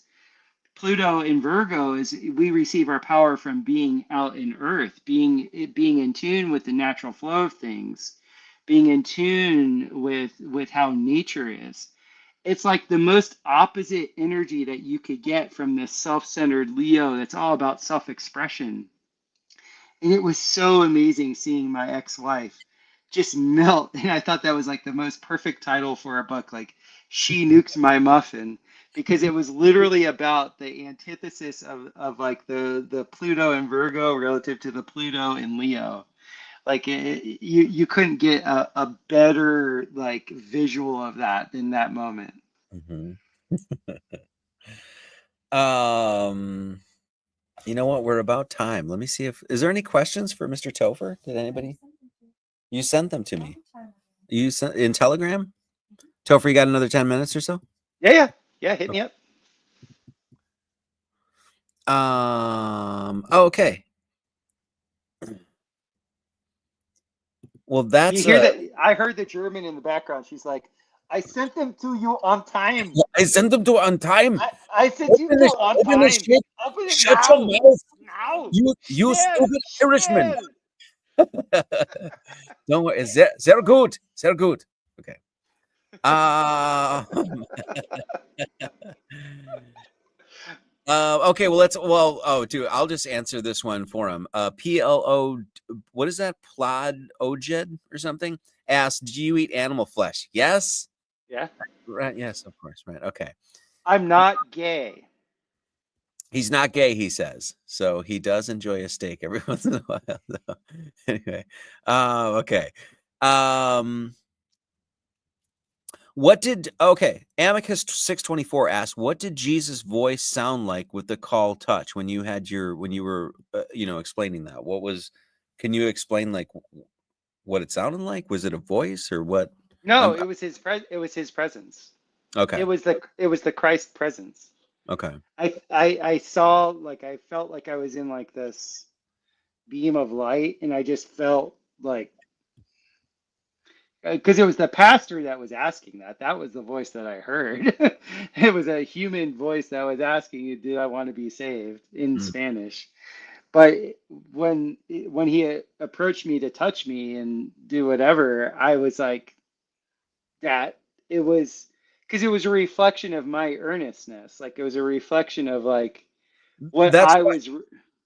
I'm sorry, I didn't mean to stop you, but that's when you were talking about that, that's what I got from it. It was a reflection of your earnestness. That's the best way to say it. It was like you were even at that age getting into this position of being a genuine seeker. And so when Mhm. you're a genuine seeker, that's when you open up, that's when it comes in. You know what I mean? Right. That's when you're actually knocking. So that's what I got from that. So that's interesting that you're saying that. Anyway, go ahead. Yeah, that's it. Okay. I think just a couple more here. Virginia Dare asks, "What's up, Virginia? Ask Topher what he thinks of those sheds with the little porch in front of them. I need to house people ASAP." I don't know what shed she's talking about. I'm assuming I'm assuming she's talking about the little like Amish sheds that they make that are pretty cheap that you can just get and put on some blocks and stuff like that because I know Kevin up the street here just built one for his mother-in-law or something like that. And Oh they yeah. Fermi and the boys did. I'm not anyway, I'm assuming that's what she's asking. Oh, I don't like those at all. For the price point, I think they're way overpriced. That would be nothing. I mean, God, you're spending what you'd spend per square foot, like on building a dome. I would agree. I would agree with that. I would not buy one of those. So, okay, and there's two more here. And then, Virginia also asks, and ask what he thinks of all the sawmills closing despite all the hurricanes and need for wood. I don't know anything about that, but None of them are closing around here. yeah, I know. That's what I was thinking. So anyway, okay, then there's only one more. What does Topher think about the geometry of pyramids, particularly phi cubed, the Russian geometry? Do you know what she's asking? This is Hannah Summers Jones is asking this. I don't know. I don't know about Russian pyramids. I mean, the only pyramids I've given, well, I do know about certain. I know on the Russian steppes they put up these pyramids that were more like they were called like a Nubian pyramid, which actually resembles more of like a cone or a spire. And Okay. those are really cool because they create a very, very high level of ionization, which draws water to them. As for the pyramids on the what is it, the Giza Plateau, the three pyramids there, I believe that they are set to the angle of repose, which is 52.6 degrees. And that geometry is awesome because it encodes so many things when it comes to the ratio of hydrogen to water.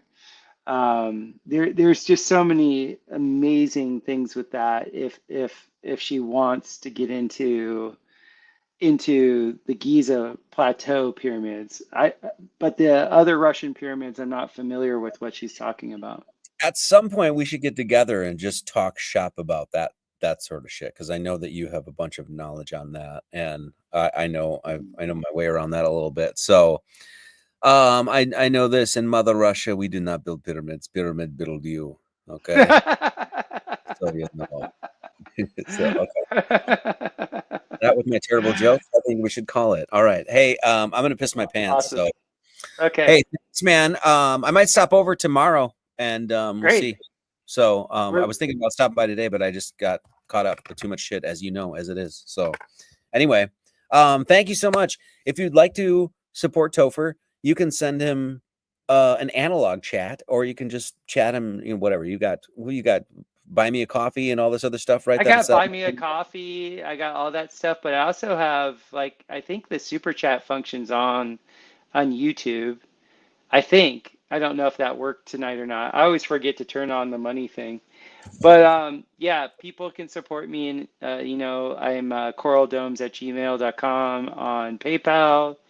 I got my buy me a coffee thing at Biocharisma. Yeah, I got lots of different things people can support, give some time, effort. It's all Yeah. good. And check out the podcast Biocharisma, because you have a lot of great Yes. guests on, and I've watched a bunch of them, so, and I enjoy the hell out of it. So topherhq.com, there you go. So all right, man, thank you so much. Have a wonderful night. Say Awesome. hi to your lovely wife and daughter, and we'll see you Squeeze soon. Jen for me. Oh, See I you. will. All right. Later. Thanks, everybody. Appreciate you. God bless to everybody. Okay, have a good night. All right.